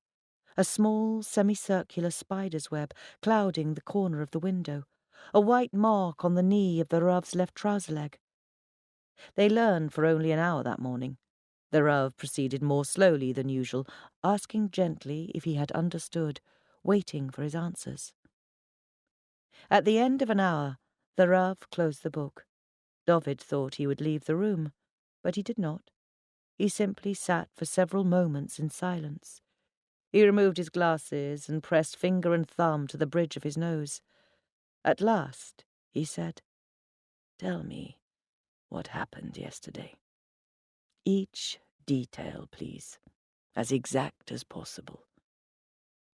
Dovid tried to explain the headache, the heat, and the purple. The Rav leaned forward, tenting his fingers, and asked him to repeat, slowly, the description of what he had seen around Ronnet. He should take his time. Did the colour seem to emanate from the girl, or was it all-pervading? Did he hear anything? A voice, perhaps? What was the taste? How vivid? Was he certain he had not imagined it, or dreamed it, perhaps? Dovid saw the scene again in his mind, the violet swarm, the sharp metallic tang. "No, I saw it. I didn't dream it." He paused, then said, "I was scared." He wondered if he'd done something wrong. He asked for a glass of water. The Rav poured him one from the jug at his bedside and watched him gulp it down. Dovid felt some water drip onto his chin. He was ashamed to behave so crudely in front of the Rav, but when he looked up, he saw that the older man's eyes were closed. Eventually, after a long pause, the Rav opened his eyes, pursed his pale lips, and spoke. "Dovid," said the Rav, "this is a very subtle experience of the soul, but you should not be fearful. The Torah and our sages speak of experiences like this." Dovid was very quiet. "We learn that at Mount Sinai, when our forefathers received the Torah, God spoke to them directly, face to face." He smiled suddenly, a great beaming smile across his face. "Can you imagine it? To be addressed by the Kodesh Baruch Hu himself. The Chachamim teach that the experience was overwhelming. It mingled one sense with another. The children of Israel saw the words. They tasted them. They smelled them. They heard colours and saw sounds. confronted with this inhuman burden, they fainted. The Rambam also speaks of those people who can see the soul, the neshama. The neshama comes from God. It is part of his light and his glory.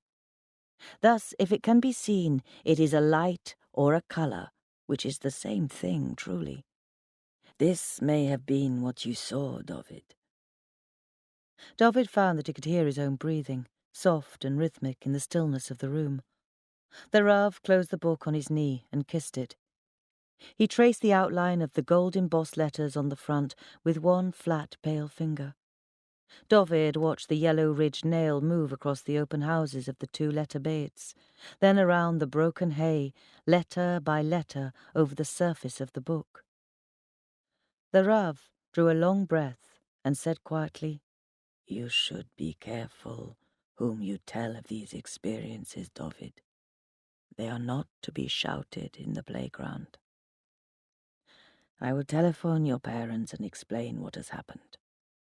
He stood up, holding the book. I think you should visit here more often, David, he nodded.